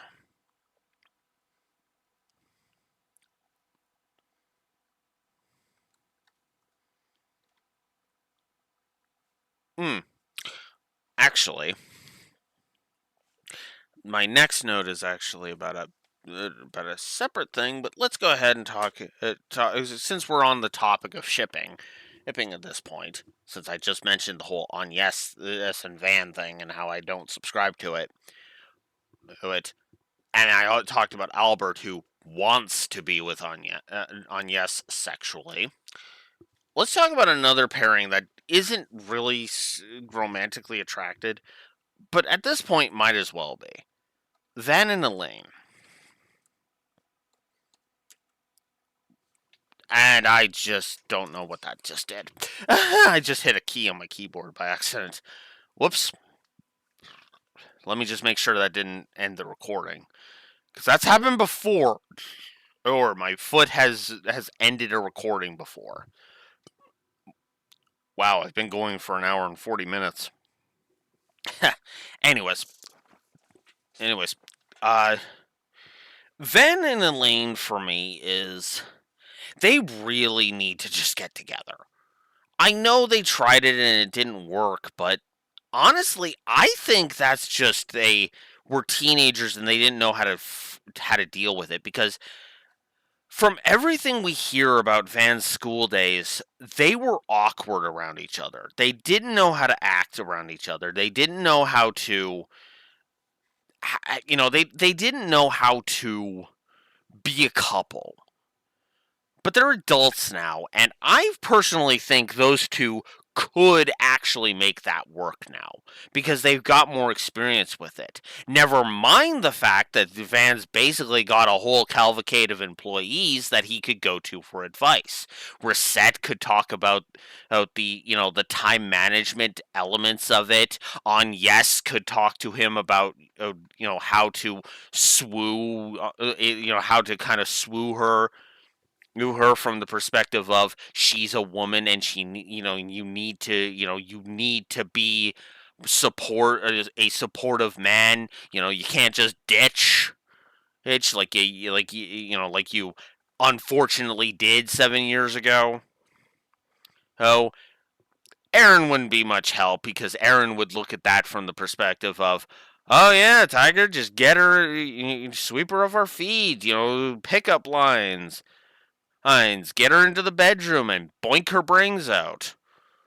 Which, by the way, would be disastrous and is the absolute last thing he should do. Van should ever fucking do. I think that's part of the reason why he's so scared of it, by the way. I think that's why he's so scared of having a relationship with Elaine. And he's worried that one sexual encounter with her would just be the end of everything.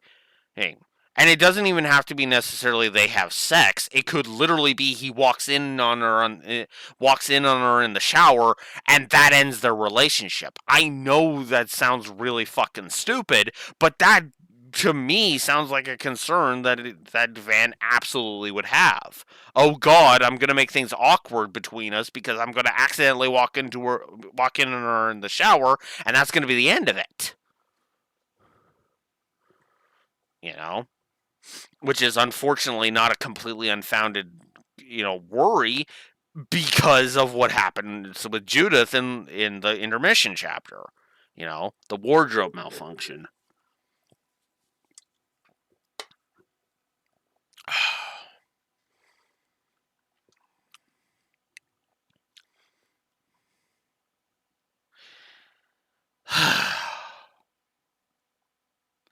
Yeah. So that's my opinion there. Actually I should keep going through the list. Let's see. Katra I don't think would have any capacity to comment. Fairy, okay, Fairy kind of would be interesting. Fairy would be looking at that going it would be looking at that going, all right, all right.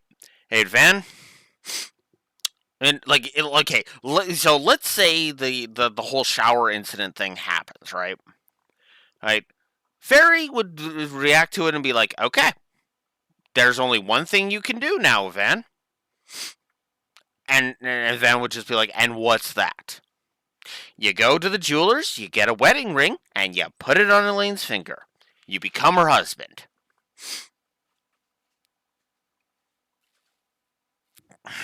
And Van just kind of looks down and is just like, and Agnes is just kind of like, uh, Uh, and Katrin is just like, are you serious? And Reset would just be kind of sitting there like, that actually is logical, as is the plan to ask her to marry you would then and kind of circumvent the idea. Yeah, and then on yes, could you just be like, okay, fairy, no, we got to smooth this over first because otherwise it's just going to seem like he wants to marry her based upon her body. We can't do that. It would fall apart.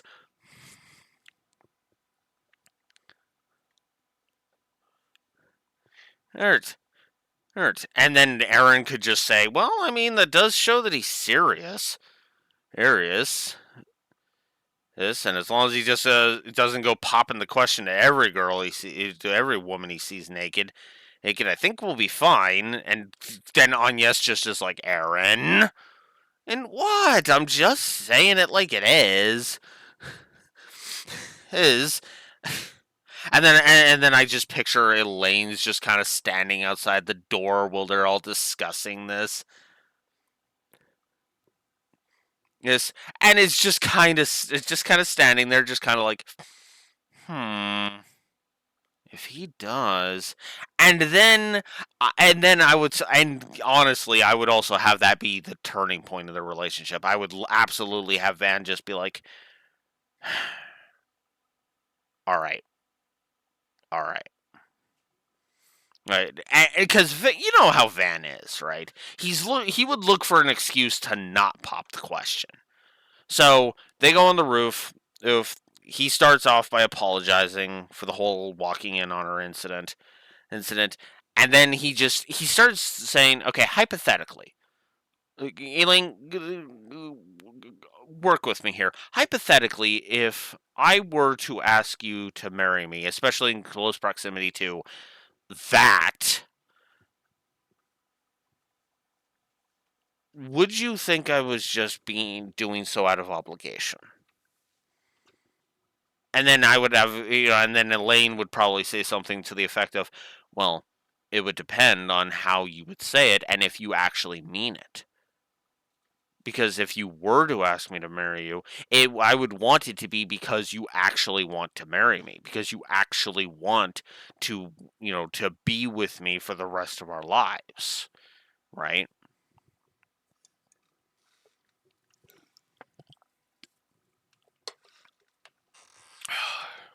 And I'd have Van just admit that, yeah, he wanted to. Hell, I'd even reveal that he had already bought a ring, and then that incident happened, right? And even I even have it Van pull it out of his pocket and just be like, "Yeah, I had bought this. Honestly, I'd bought this. It's just before this all happened, and now it feels like I shouldn't because now it would just be awkward." And she would see the ring box and just be like, "You bought it before, so you are serious." And it's like, then just try it. Just do it. I will give you an honest answer if you give me the honest question. And then, yada yada yada. Obviously, I don't know how this all plays out in Daybreak 2. I haven't played Kuro no Kiseki 2. I haven't played Crimson Sin. But at the same time, well, that's how I would play that out. Because seriously, they should be a couple. Ugh. So then we head out to Tharbad. Then we actually that was all before we head out to Tharbad. That's all before we head out to Tharbad. Albert and Odette showing up. That's right before we head out there. So there's that. So then we are introduced to Sarah and Shahina. And I gotta say, I adore Sarah and Shahina both. They are awesome, and I adore them. Oh hell yeah! Their sisterly bond is just amazing, and I love it so much. I also love Salvatore Gotti. He is the dirty old man trope, but in like the most respectful way possible. His his sexy outfits is really just no different from, well, dresses you would see from years ago, right? The exposed back, exposed shoulders, exposed back kind of dresses. This is this is with the actual like dress part actually going down to their knees too. So it's not even like it's a short skirt so you can see their underwear. No, it's actually decent length. This is a guy who yes, he will shoot raunchy scenes, but he will only shoot them if his actors are comfortable with it. Judith actually admits in the intermission chapter she has to convince her agents to let her do those movies, to do those scenes.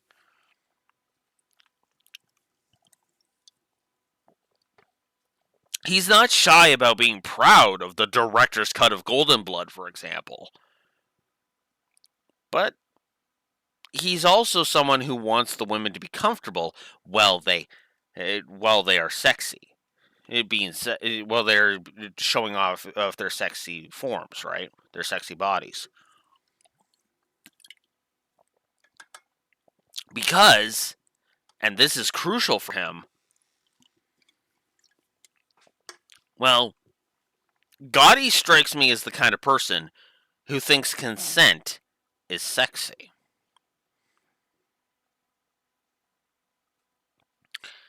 In fact, to be honest with you, I wouldn't be surprised if consent to Gotti, I wouldn't be surprised if to Gotti,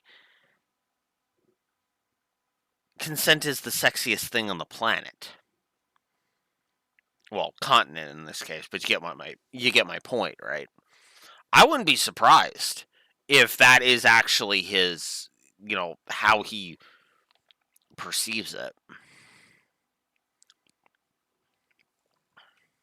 So then we go through some stuff, and then Grendel fails us. Weird. But okay. This is when Rosette shows up and saves us.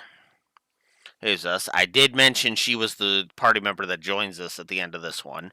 So then we get to the nighttime, the Tharbad nighttime section, where Van and Aaron sneak out. The girl's anger at that is dumb. I'm sorry, it's dumb. Okay. There's nothing wrong with going to a club where ladies are paid to wear next to nothing and to dance and sexily. Okay? No one is holding a gun to their head and forcing them to work in that place. They are doing so by choice. No, not even Sarah, who's knee deep in debt and doing those, dancing in that club to pay her debts. She has the day job for that. Now, granted, I think there are several people that would absolutely have her back enough that they would actually go ahead and bail her out of that, but that's neither here nor there. And then, and then there's of course, and then that's also where we are told about why Sarah is, you know, well, there's no nice way to say this, why she's working as a stripper at night, right? She believes that Shahina has no idea what she's doing at night, claiming that she's going to see her boyfriend. But no, no, what she's actually doing is she's going and, being a stripper to make money so that she can get out of the debt. Although I do like the idea that Gotti is her meal ticket of getting out of debt. That part I like.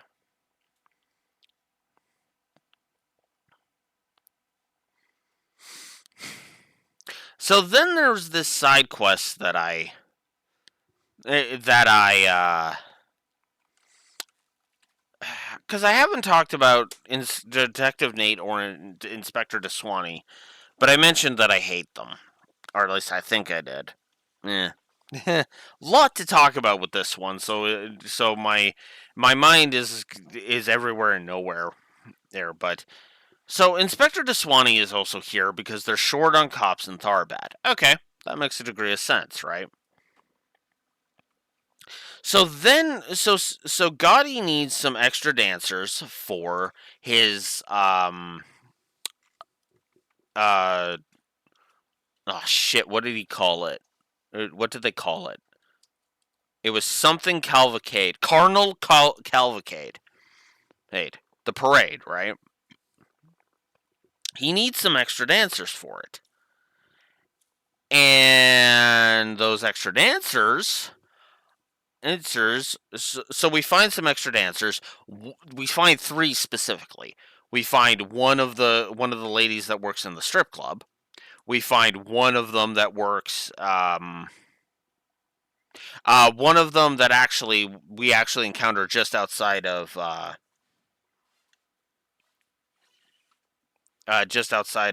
Vegas Films, who unfortunately has to remove her glasses, so she's kind of, not really going to be able to see very well because apparently contact lenses don't exist in Zimmeria, which kind of sucks. And then there's Officer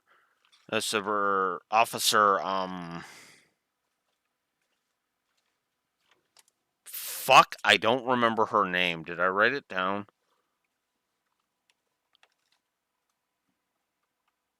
No, I didn't write it down. Shit. But like so then she officer, I forget her name, the officer lady, Edie. She actually helps us with an earlier quest too, earlier in the same chapter.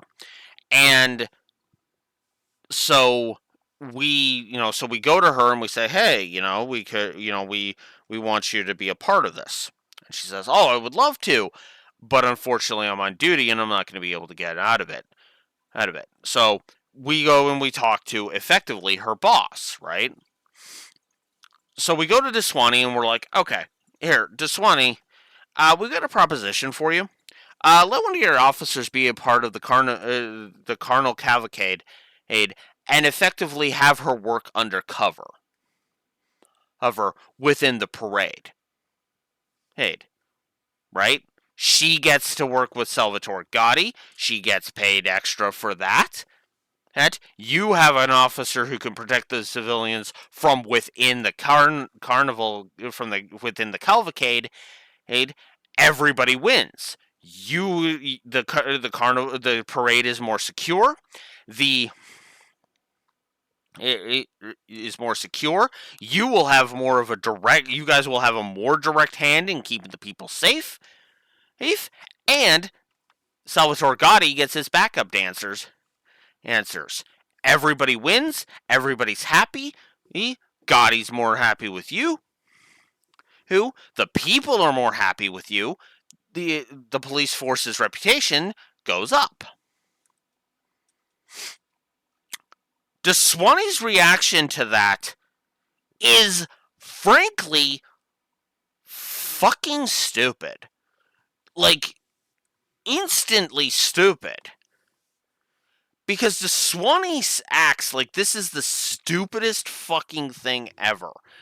And he is one stupid fucking line away from this being in the Trail's equivalent to a line from Star Trek. Heck, when they had the idea of a splint explained to them, like the makeshift cask thing, arm in a uh, in a splint. I am bad at. I am not a medical person, as you can plainly tell. You know what a splint is, right? It's a medical term, right? Right? Do a splint to kind of help. I believe it's to reinforce to help kind of reinforce the limb when it gets injured, so that way you can kind of transport the person more safely. If I'm totally wrong, feel free to correct my ass, because holy crap. you know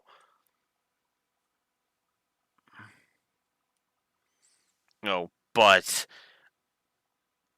you know but there was a line in Star Trek where somebody literally has that's crazy, that's not practicing medicine.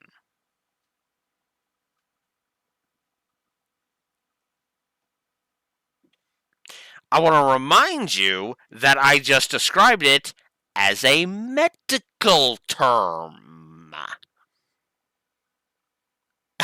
Just to emphasize that point. I described it as a medical term, and let me remind you, I'm not a medical person. I'm not. I'm not even in. I'm not even in the fucking. I am still at the beginner level, right? Actually, calling me a beginner is probably giving me too much credit when it comes to medical thing. You know what my medical expertise is? Putting a band-aid on my hand, and when I get a cut. That's my medical expertise. And no, I don't count that as having any kind of medical expertise. That's just called common sense. First aid. At best, I know a little bit of first aid. And even then, I would argue I don't know that much when it comes to first aid, but that's beside the point.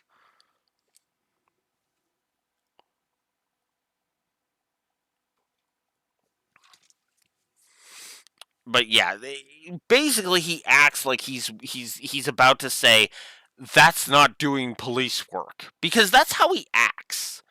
That's how he's reacting to that. He's acting like Van just suggested something that's not police work.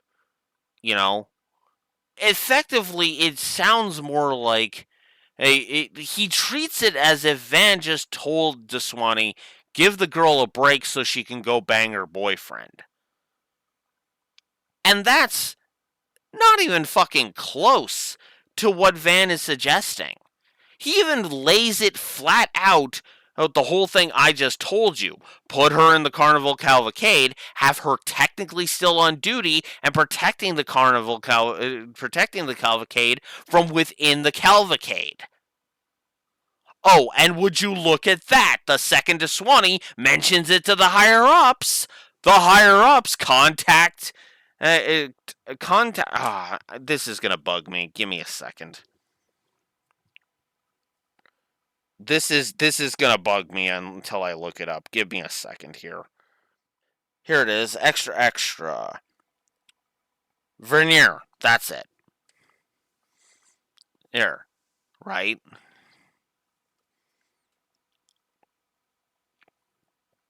You know, oh, like the second DeSwanee brings it up to the superiors, which he goes and does just after we finish talking to him, we go immediately beeline to her, while we're talking with Officer Vernier that last time, she gets a call on her phone. Officer Vernier, your assignment has been changed. You will now be working undercover as a part of the carnal cavalcade. Gee, it's almost as if the higher ups have more of a fucking brain than Inspector DeSwanee does. Which actually means there's hope for the fucking in Calvardian Police Department. Not a lot, but there's at least he's something.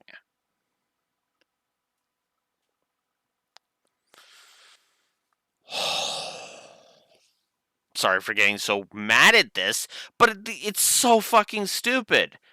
And, and before you go saying, well, Blue Wolf, undercover work has never happened in the entire franchise before. Yeah, I call bullshit because what the fuck do you call the Schwarze auction?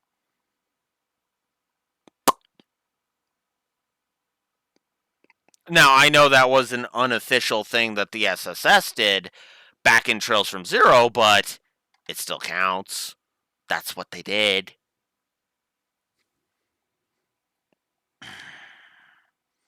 Fucking hate Inspector DeSwanee so goddamn much. Him and Detective Nate both. Ugh. Just wanted to comment on that.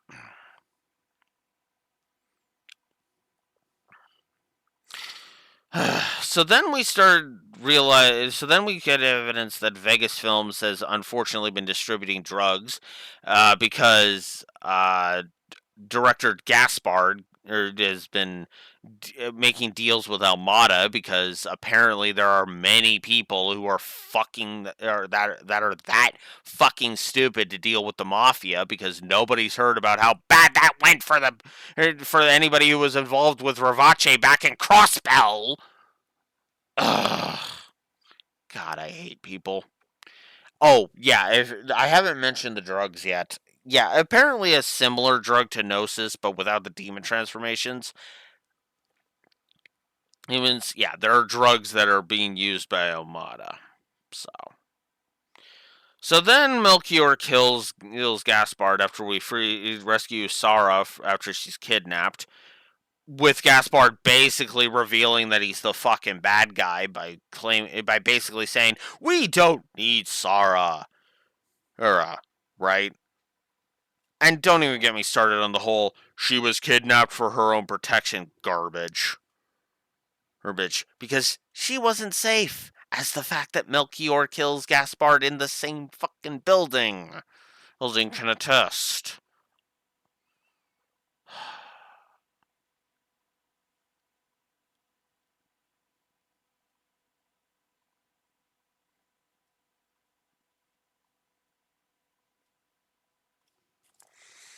I have a note here that I don't remember what that's referring to. DeSwanee betrays the spirit of the law. I think this is how he reacts to the whole thing. And the fact that Arkwright Solutions is going to help. It is basically going to go ahead and I think DeSwanee wants to cancel the festival is what he wants to do, but that's pretty fucking stupid. Needless to say. I do like Gotti's speech at the beginning of the film festival, though, because he doesn't sugarcoat the fact that Gaspard's dead. He actually says that, and he's like, it's still under investigation. Let's not dwell on it. Let's just have one hell of a film festival in his honor. I actually like that. That's really good. So then we encounter Gerard Dantes, the head of El Mata. We go and we deal with him after he causes all that shit. I do love that that even though Shahina is taken over by the mask, that's all what happened with Ilya back in Reverie and with the Black Workshop in Cold Steel 4. I do like that right here. I do like Sarah saving Shahina with by dancing. That's just actually kind of awesome. Also, when we actually get the next Genesis from him, that's that whole scene avoids cutscene incompetence. It's actually one of the things I like. Because let's see, we get the first one in the prologue, then chapter 1 gives us the second, chapter 2 gives us the third, so the fourth Genesis. We get the fourth Genesis there, and then we get the fifth Genesis in whatchamacallit, and then we get the sixth in chapter 5, and then we retrieve the seventh in the finale. So, one more to go, which unfortunately we'll have to deal with next time. In the next game, I mean, not the next video, because this is the end of the Trails videos for now, right?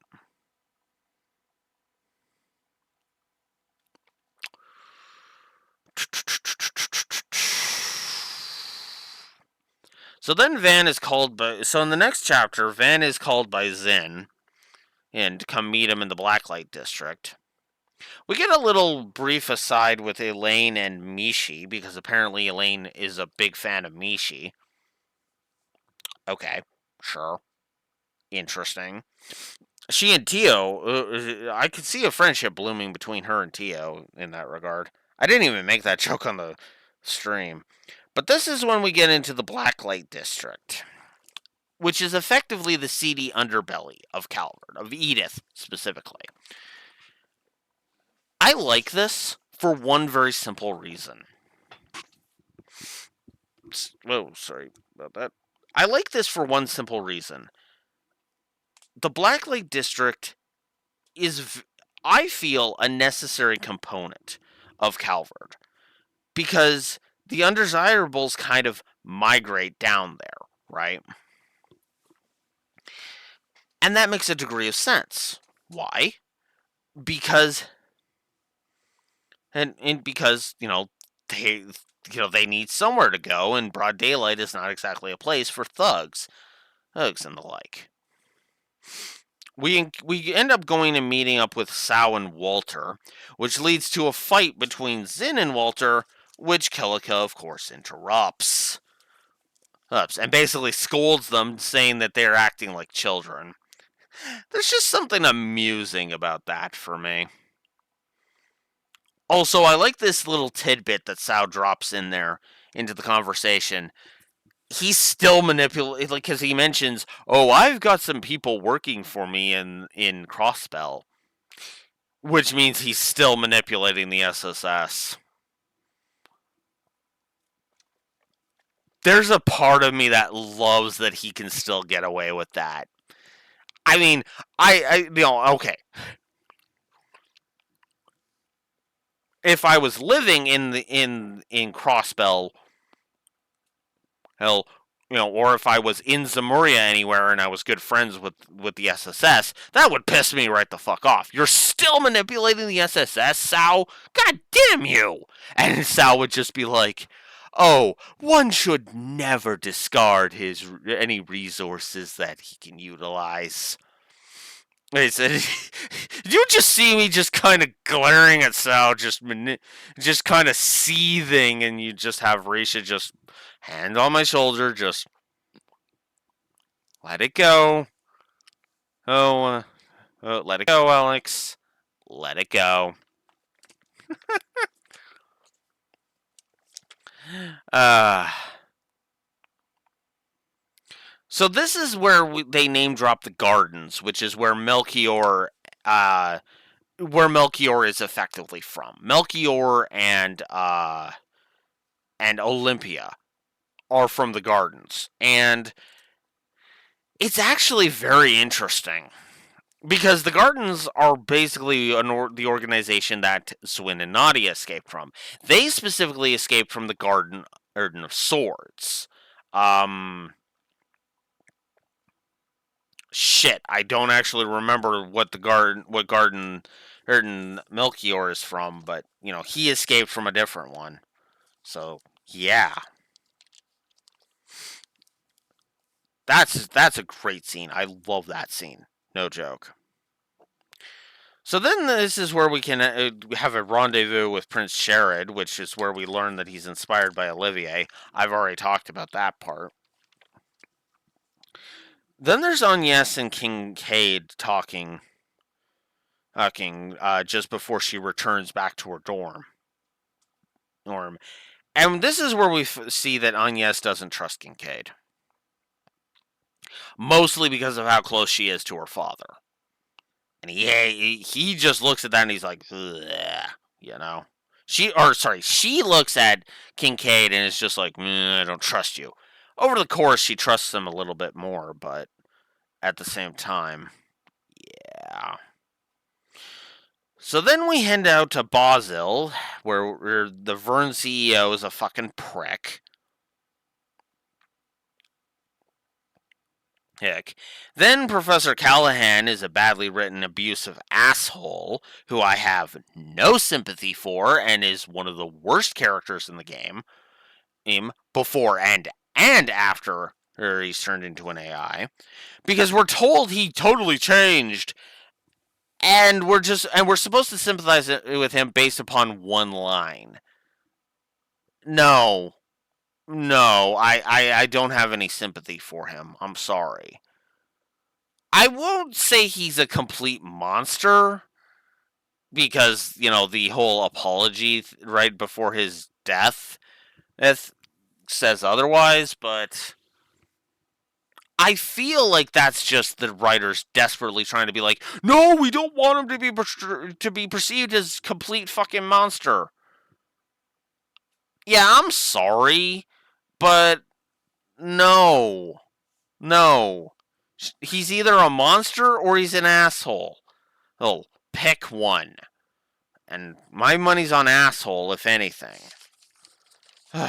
We are also then introduced to Esmery, Kayla, who actually appeared in Cold Steel 4. And then we encounter Olympia and Ashanti and actually get their names this time, which is why I wrote it here. Olympia did challenge us back in Chapter 3, and that's when Reset showed up, but yeah. I also like that Ren reveals that she's in Calvert, basically representing the ZCF and Epstein Foundations. ZCF, if you forgot what that stands for Zeiss Central Factory, aka the tech company that's stationed in Zeiss is aka the Burrell's Tech Company, aka the place Tita's grandfather works at, and possibly her herself, and her parents, and possibly her herself. So, yeah. And of course, the Epstein Foundation needs no introduction. I also like the idea of Kincaid having a special task force, or the idea of that just kind of appeals to me, even though it's technically the Hercules unit, but that's beside the point. So this is where we get into Callahan's delusions because he's trying to make nukes. Oh, and by the way, he knows he's making nukes, and he knows how deadly these nukes are, and he doesn't care. You see why I don't have any fucking sympathy for this asshole? Well, he's making nukes, and he doesn't care. And it's not even I'm trying to find a way to make these nukes safe. No! He just wants to make nukes! Nukes because it's impossible with current tech, so let me invent current tech that can make them. Thank God he only makes cheap copies. Ugh. God. So then Professor Hamilton shows up, which, by the way, previous things got wrong by calling her or referring to her as a male. Oh, whoops! Earlier games misgendered her. Oopsie. I have a funny feeling that that was just because they hadn't fully decided on her gender yet. But I could be wrong. So this is where we actually get names for, and then in the next chapter we get names for the two Grossritter that we encountered in the underground, and one of them is a judgmental prick who got a negative. Celise and Leon. Leon was the judgmental prick that got the negative because, oh god, what the fuck is your problem, dude? Like, Jesus. This you suck. Ugh. Oh yeah, I guess I didn't talk about Thorndyke. Oh shit, I got ahead of myself. Whoops. Whoopsie. Let's rewind a little bit. You know what? I'll leave all three of those for when we get to the character section, actually. Yeah. Yeah, we'll leave those for when we get to the character section. I accidentally skipped a few notes. We'll get to that in the character section, though. So, yeah.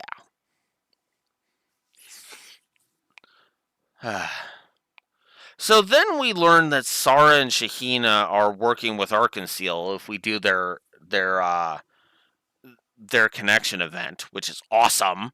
Or no, actually, I think it's just a scene that happens, which is actually still awesome regardless. This is also where we do a job for Maxim, the race car driver who we actually outrace in an earlier chapter. And then, and this is where we find out that, yeah, Yume? Maxim is Yume's daughter. Or, sorry. Yume is Maxim's daughter. In other words, Maxim is Yume's father. Or, sperm donor, if you prefer. Because let's face it, at this point, he effectively, to Paulette, is just a sperm donor. That's what he is. That's what he, that's what he is, right? So that's interesting. Also, Judith is investigating Maxim, which is an interesting angle.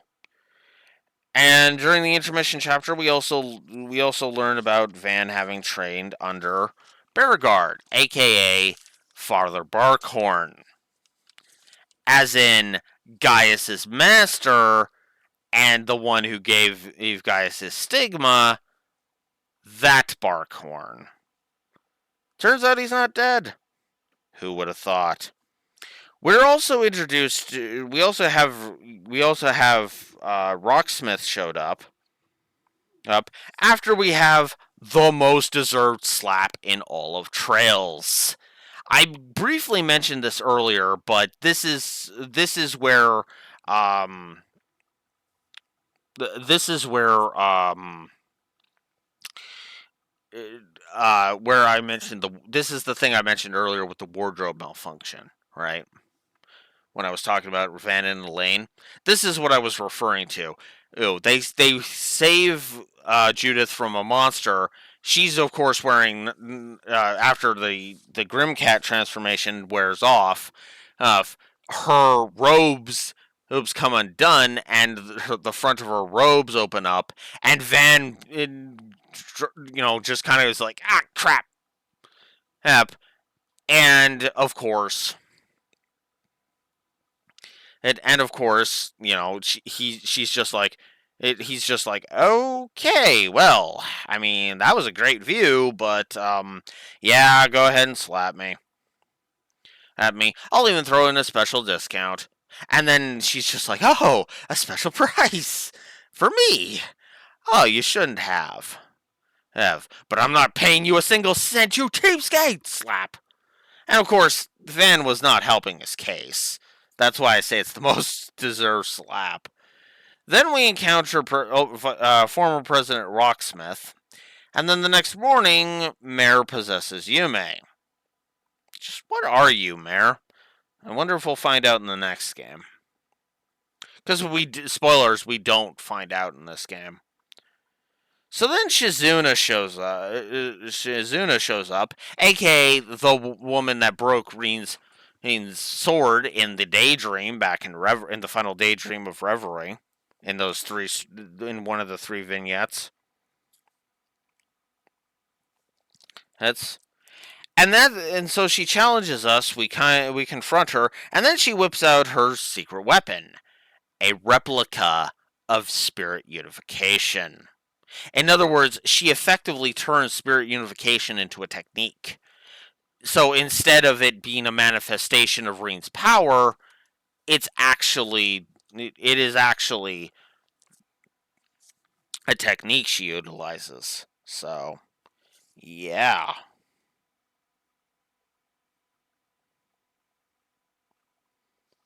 So then Arioch shows up so that we can go ahead and, do some get a peek of what's next.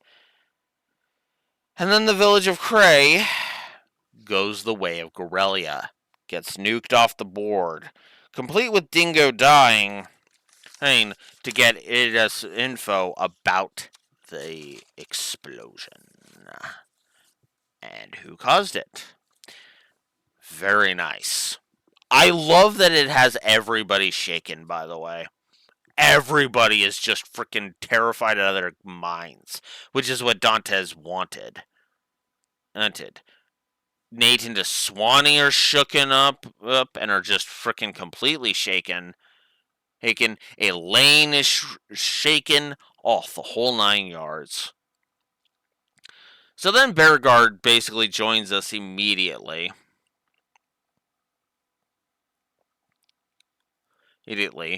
I also like the idea that Beauregard also recognizes that Aryan Road and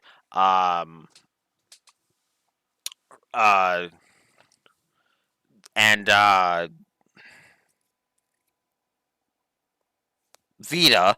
I guess I could have just read my note. Aryan Road and Vita are honorable members of Ouroboros, which is in total contrast to the fourth Anguist that shows up, Elroy Harwood. Ooh. Yeah, there wasn't too many that I could consider chaotic evil over in Ouroboros. Yeah, Harwood challenges that big time because he is full on chaotic evil. He comes across as chaotic neutral, but no, he's chaotic evil. Just full stop. We are also introduced to Lucrezia the Golden Butterfly, and of course, Walter's here too. So there's that. This is where he drops some exposition on us, namely that the gardens were born from the remnants of the DG cult, which means, yes, the DG cult is still having influence even past Zero. I still say that Trails from Zero is the least necessary, other than you need to know that there was a cult called the DG cult. And really, you could get that from the Cliff Notes,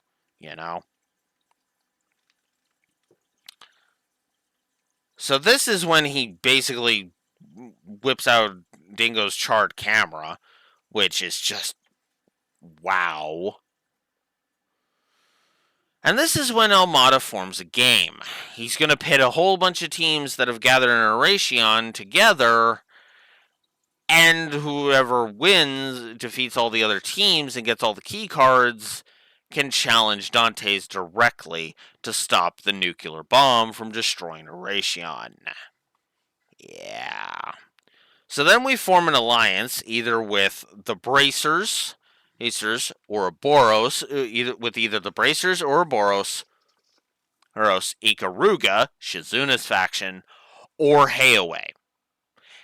Each of them are interesting, but it really doesn't matter at the end of the day. It's just pick which characters you want involved in the cutscenes. Do you want Walter and Lucrezia? Then you go ahead and you pick Ouroboros. Do you want Elaine, Zin, and Fee on your side?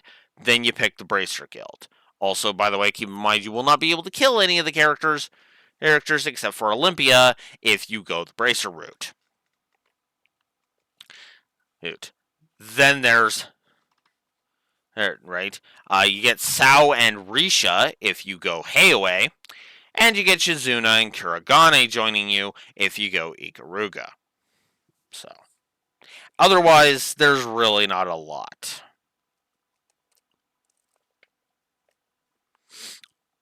Zin's tests on all 4 routes are fine.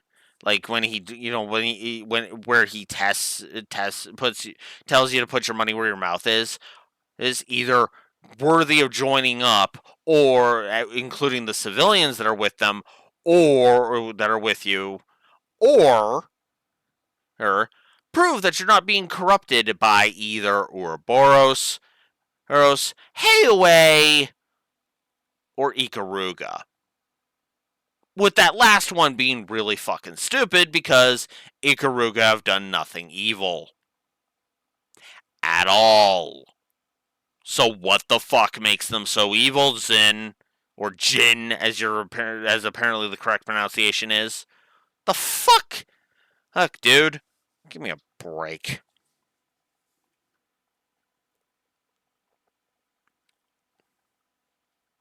I also like the fact that regardless of what route you pick, it literally gets called out. It's like it gets called out. It's like, what have I done to deserve such slanderous accusations? Risha literally says, "Do you even have to ask?" And my reaction was just like, "Would you like the list in chronological or alphabetical order, or so?" Because by the time I'm done, the game will be over and and Raytheon will be destroyed. Dick. I also kind of like Judith's rivalry with Risha. That's actually kind of a nice touch, too. This is where we get into Viola's past, and then we have the kill option. We have to bear the guilt of killing Viola if we choose to kill her. Uh-huh. Although I do like the idea. I do like the idea of sparing her.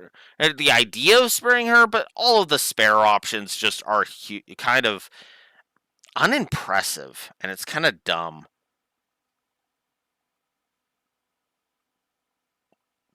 So then Elaine disappears for her shitty subplot in this game, in this chapter. We have Celise and Leon going up against Ashlad, which is just dumb, because they're basically wasting their energy on each other when they should be focusing on just getting all through this. This is where then we get up to Alexander, and that's when we learn his backstory about being a Northern Jaeger and having killed his dad. Now he's got a death wish, but I have to admit, I always spare. I will always spare him, because no, he can't take the easy way out, no matter how much he wants to. Also, fuck. Fuck him being Viola, and Olympia being in the final dungeon as boss fights. No, fuck that shit. So then Van and Elaine have a heart to heart that really should have led somewhere, but doesn't. So then there's outwitting Kazim, which I absolutely love because we actually trick him twice. We trick him twice. Van basically goes at him, faces him head on. "Oh, you distracted me so Grimcat could steal from me. Ha! Too predictable. Predictable. And then Fairy's just like, do. Yoink! Oh, you keep your important shit in the same pocket, bro. Okay, bye. What, Farida? What the fuck?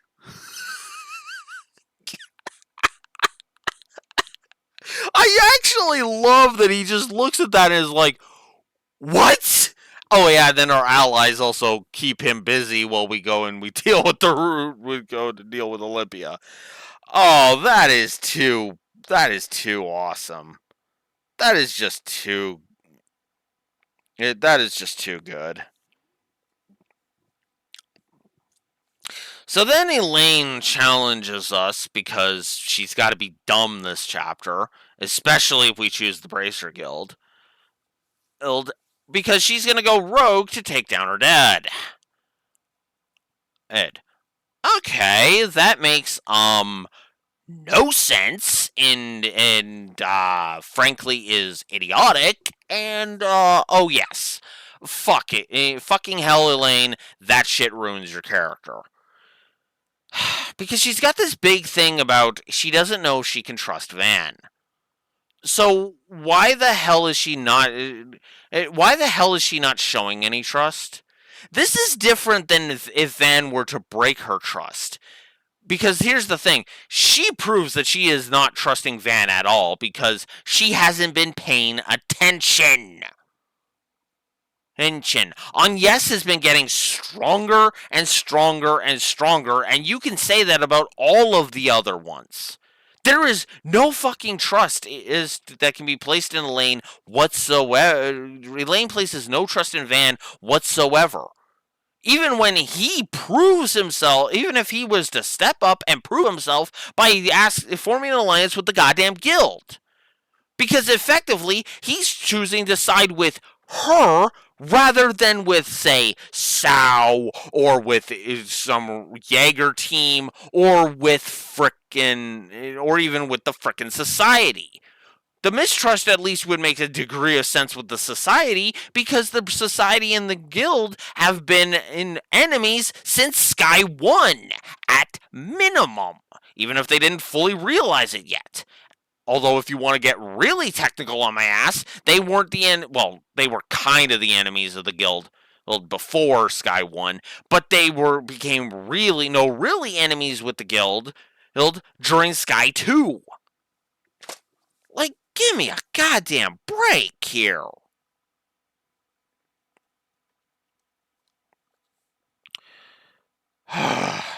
So then we sniff out there's also a sniffing out Harwood's scheme. And then there's my notes about sparing Viola and sparing versus killing Alexander. So then we go and we confront Dantes, who reveals that he is royalty, former royalty. He is the last of the old nobility, that the old royal bloodline from before the Revolution Festival 100 years ago. And he's also a former high priest of the DG cult. Which also means he also was the whole reason he's got any kind of demonic power in him is because as he ripped it out of Van, who had a demonic core. How hilarious. So then Mare has a weird reaction, which foreshadows the demon sphere shit.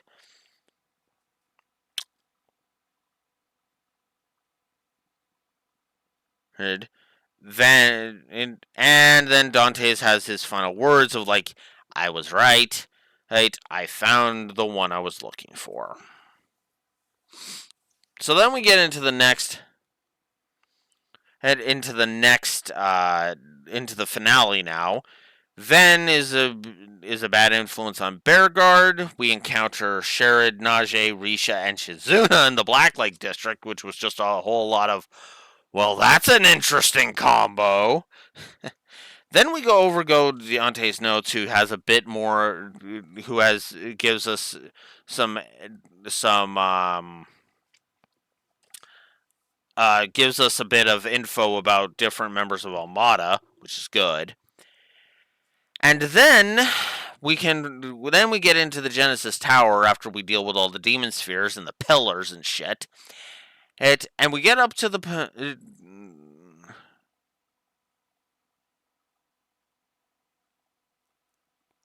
I'm getting ahead of myself. Sorry. No. First, we have a bit more about Van's past.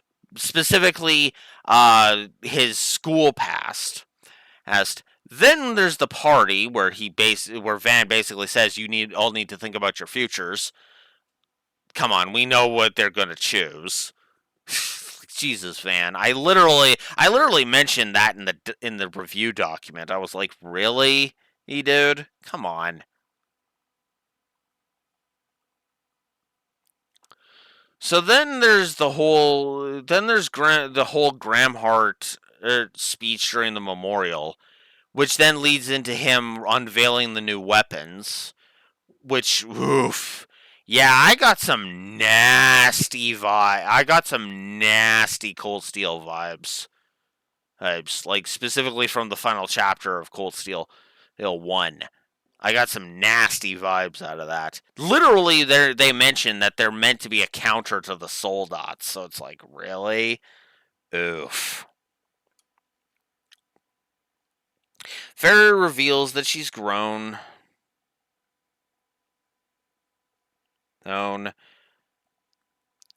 And then one of the last connection events hit me like a fucking freight train. Elaine's request.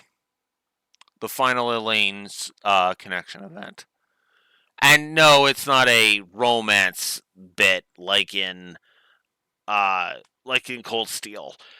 Although I'm gonna go ahead and say it, I fucking wish it was, because call it a quirk, but I actually didn't mind, the persona paramour social link elements of Cold Steel. I really didn't. But no, in this case, it's a follow up to the final daydream from Reverie, specifically the one that detailed a job that Elaine went on with with the kids kidnapped by Almada. She rescued these kids and they were traumatized. The little girl was traumatized to the point where she couldn't speak, and whenever the lights go out, like if the lights just suddenly go out, she has a panic attack. Yeah, something tells me she has night lights on at all times at night. Like that's a mandatory thing if she isn't going to have a panic attack that puts her in the hospital. Oof, is all I got to say to that.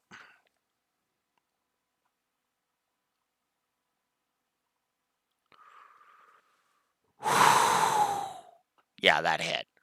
When the little girl frickin' when the little girl started talking, it literally said her first words since that incident to thank Van and Elaine. Oh, that hit. That fucking hit. I actually was moved to tears by that. That hit. I actually cried on screen. That's not a joke.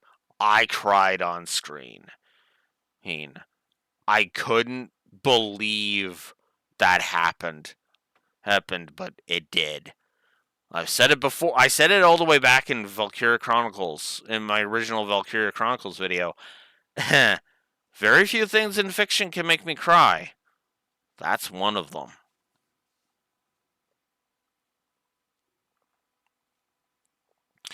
So then the Bracer Guild shows why they suck in this game because they're prejudiced assholes because they think Marduk is somehow behind everything, even though they know who is really responsible for this. But whatever. Fuck, I hate bracers in this one. That's why Alvis got the Toothless Lion Award. Or, by the way, when I did those Dead Meat inspired awards, God, that sucked. So then we dealt with the Demon Spheres after the Genesis Tower showed up.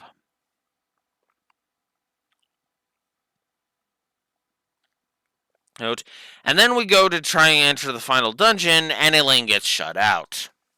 Which is fucking stupid because she should be joining us to deal with that. By the way, she also gets shut out of the final battle because fuck her, I guess. Jesus Christ, game. I mean, I know I can't blame the English version for this one, but Jesus. Jesus, what the hell is wrong with it? What the hell do you got against Elaine? Jeez. Ugh.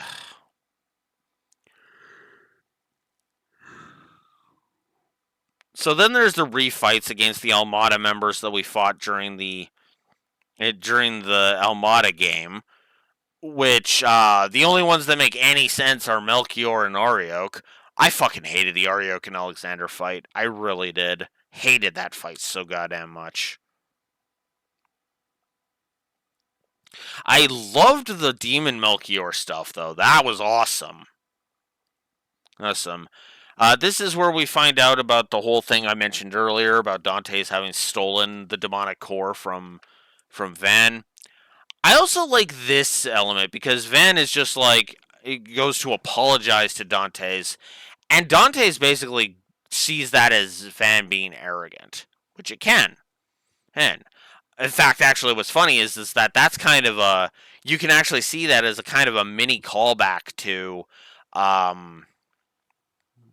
don't know if it actually is, but you could see it as a callback to Cold Steel 1 when when Eustace mentioned that altruism and arrogance, altruism can be perceived as arrogance, right?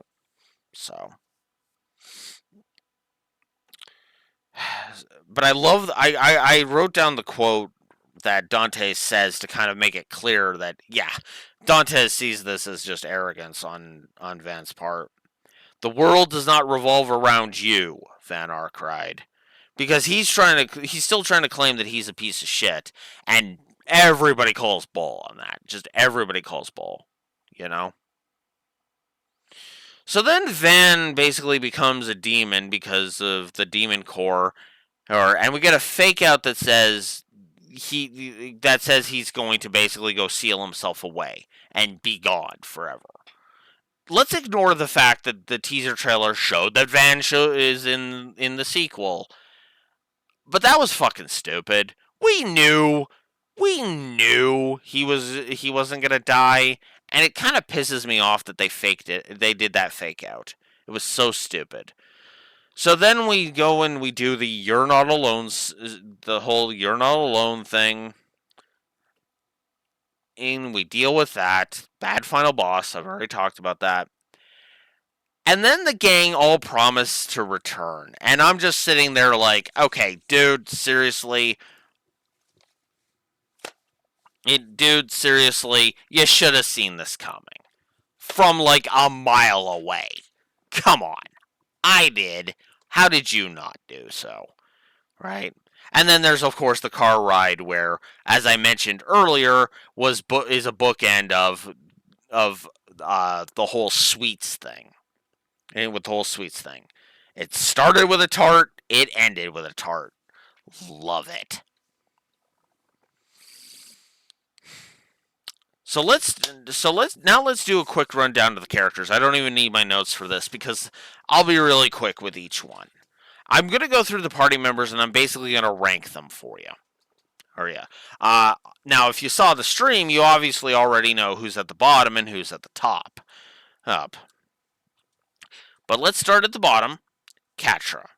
Now, as I talked about, I am actually going to include Elaine in this one. I'm not going to include like Risha or Fee or any of those ones.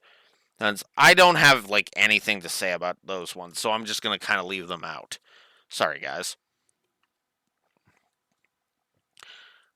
But Risha, yeah, sorry. Wow. Katra, why did I suddenly go to Risha? Apparently, I want to just talk about Risha again. And like everybody except for this cast, which is weird because I like this cast. I just don't like every aspect of this cast. Katra is fine, but he's not that great of a character. He's okay, right? I get his determination.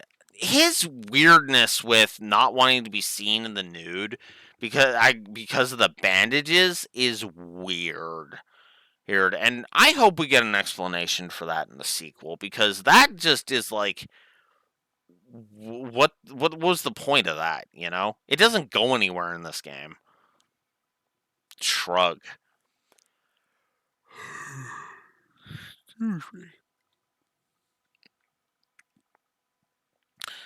Then so yeah, I don't really have anything to say about Catra. So he's just kind of there. Then there's Reset, who, and this is what I skipped earlier. Reset's a bot. Or to be more accurate, her body is synthetic. I actually kind of like the fact that apparently it's her body that's synthetic, not her herself, right? Her speech patterns kind of indicate that she's kind of give hint at more robotic nature, but at the same time, I feel like that's probably a nuance that would be lost on me if I were to flip on the Japanese vocal track. You know, because I have not really studied Japanese enough to really get across the verbal tics, right? Although I will say I do like Reset kind of taking over the secretary roles, even though I feel like that job should have remained with Agnes, just because she is just so damn good at it. But I understand. Next up is Elaine. Now Elaine was doing well for me, but the problem was that then chapter 5 happened, the Erasion chapter happened, and I was just like, no, this ruins her character. Completely ruined her fucking character because again, where the fuck is the trust in Van?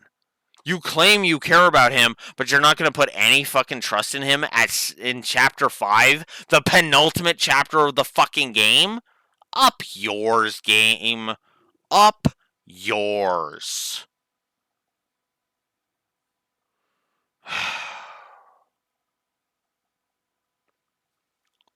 Hate that so much. And then, right? So yeah, that pisses me off. Then you have the characters that I'm just kind of neutral towards, admittedly, more than anything. Namely, Beauregard and Aaron. Beauregard, I like him, but he's just kind of the old mentor role, right? More than anything. And I feel like the mentor role has just been done better in previous Trails games. I feel Sarah is better at it. I feel, Aurelia has been better at it, was better at it. I feel like there's just so many other characters where it feels like the mentor role was just done better, for the mentor party members. So yeah, I don't have anything to say really about Beauregard, and Aaron's pretty much the same way. I didn't felt he grew all that well outside of his initial chapter. I know some people say he's the best character, and I don't know why. If I'm honest, I I just don't get it. Maybe there's something I'm missing.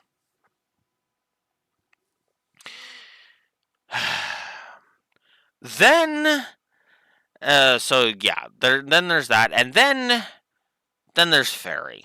Fairy is interesting because not only because of her relationship with Kazim and her relationship with her tribe. She definitely has the most growth out of the entire cast, in my opinion, and it's the most natural growth. She actually is a lot more, powerful. She is a lot more sure of herself, and honestly, I feel like she definitely had some enhancements that just really helped her character along, and I really enjoyed her character for that. It really did work, and I applaud them for that. Which leads us to Van. I almost called him Vaughn again. Oh my god. I was making that mistake until they finally started saying his name out loud, and I was just like, okay, I've been getting this wrong. Van and Agnes. And I lump these two together because their growth really does go hand in hand. Because Agnes gets more street smart, and Van opens up more. Again, I don't see any romantic connection between the two. I do not think there's any kind of romantic attraction between the two. Maybe in a few years, on Yes will act. Maybe on Yes would be up for a threesome with Van and Elaine, but I don't know. I don't see it. I don't see that. I do not see on Yes going that route, and I don't see Van going that route. I think they're just two characters that work bounce well off of each other, right?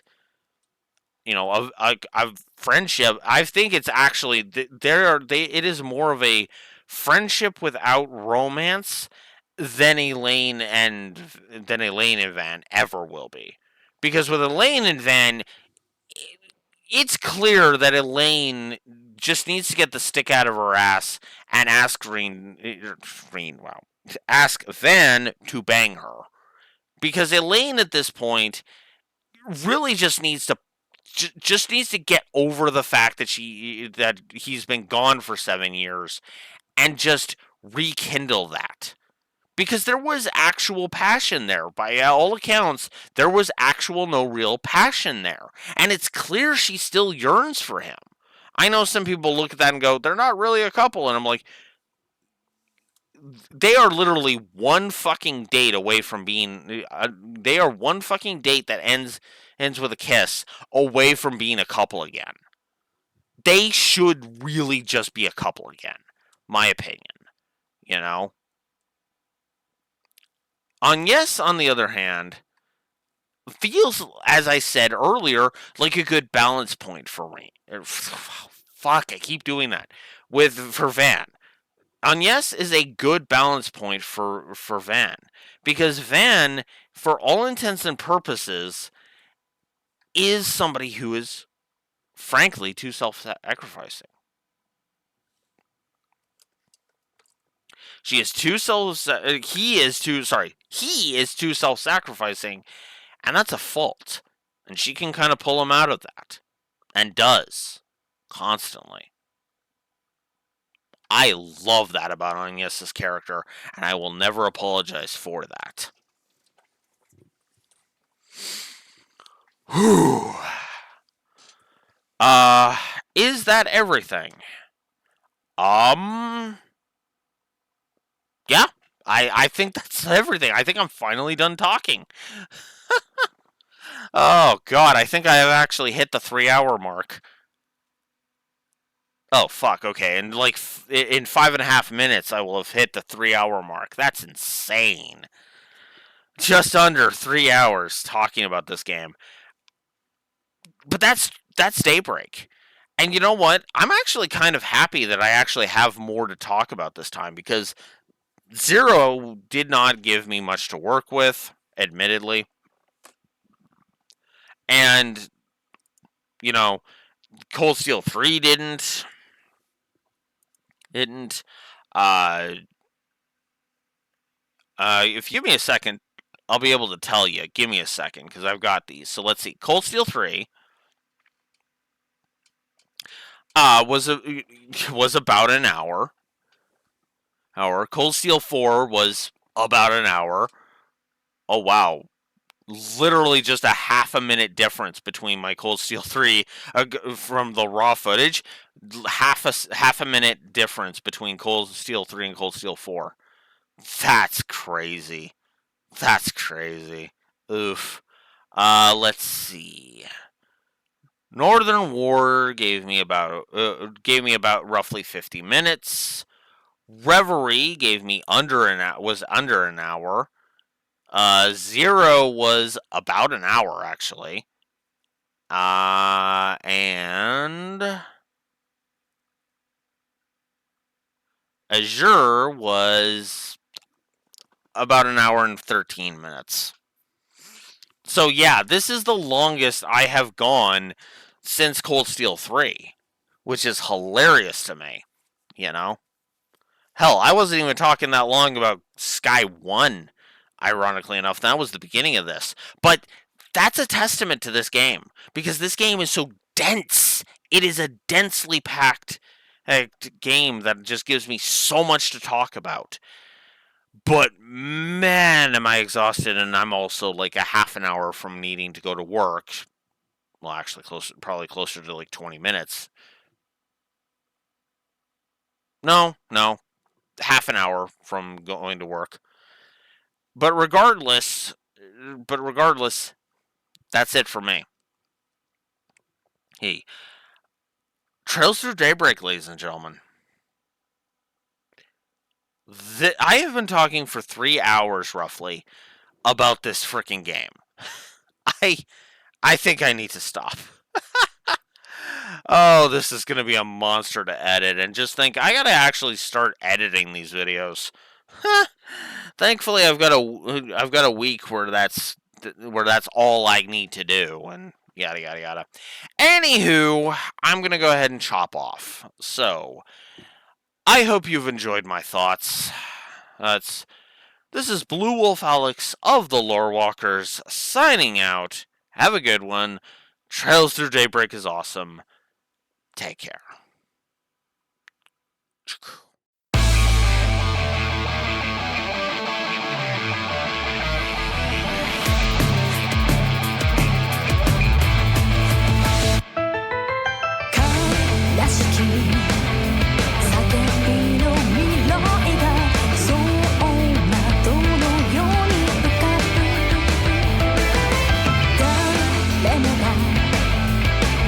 道を行く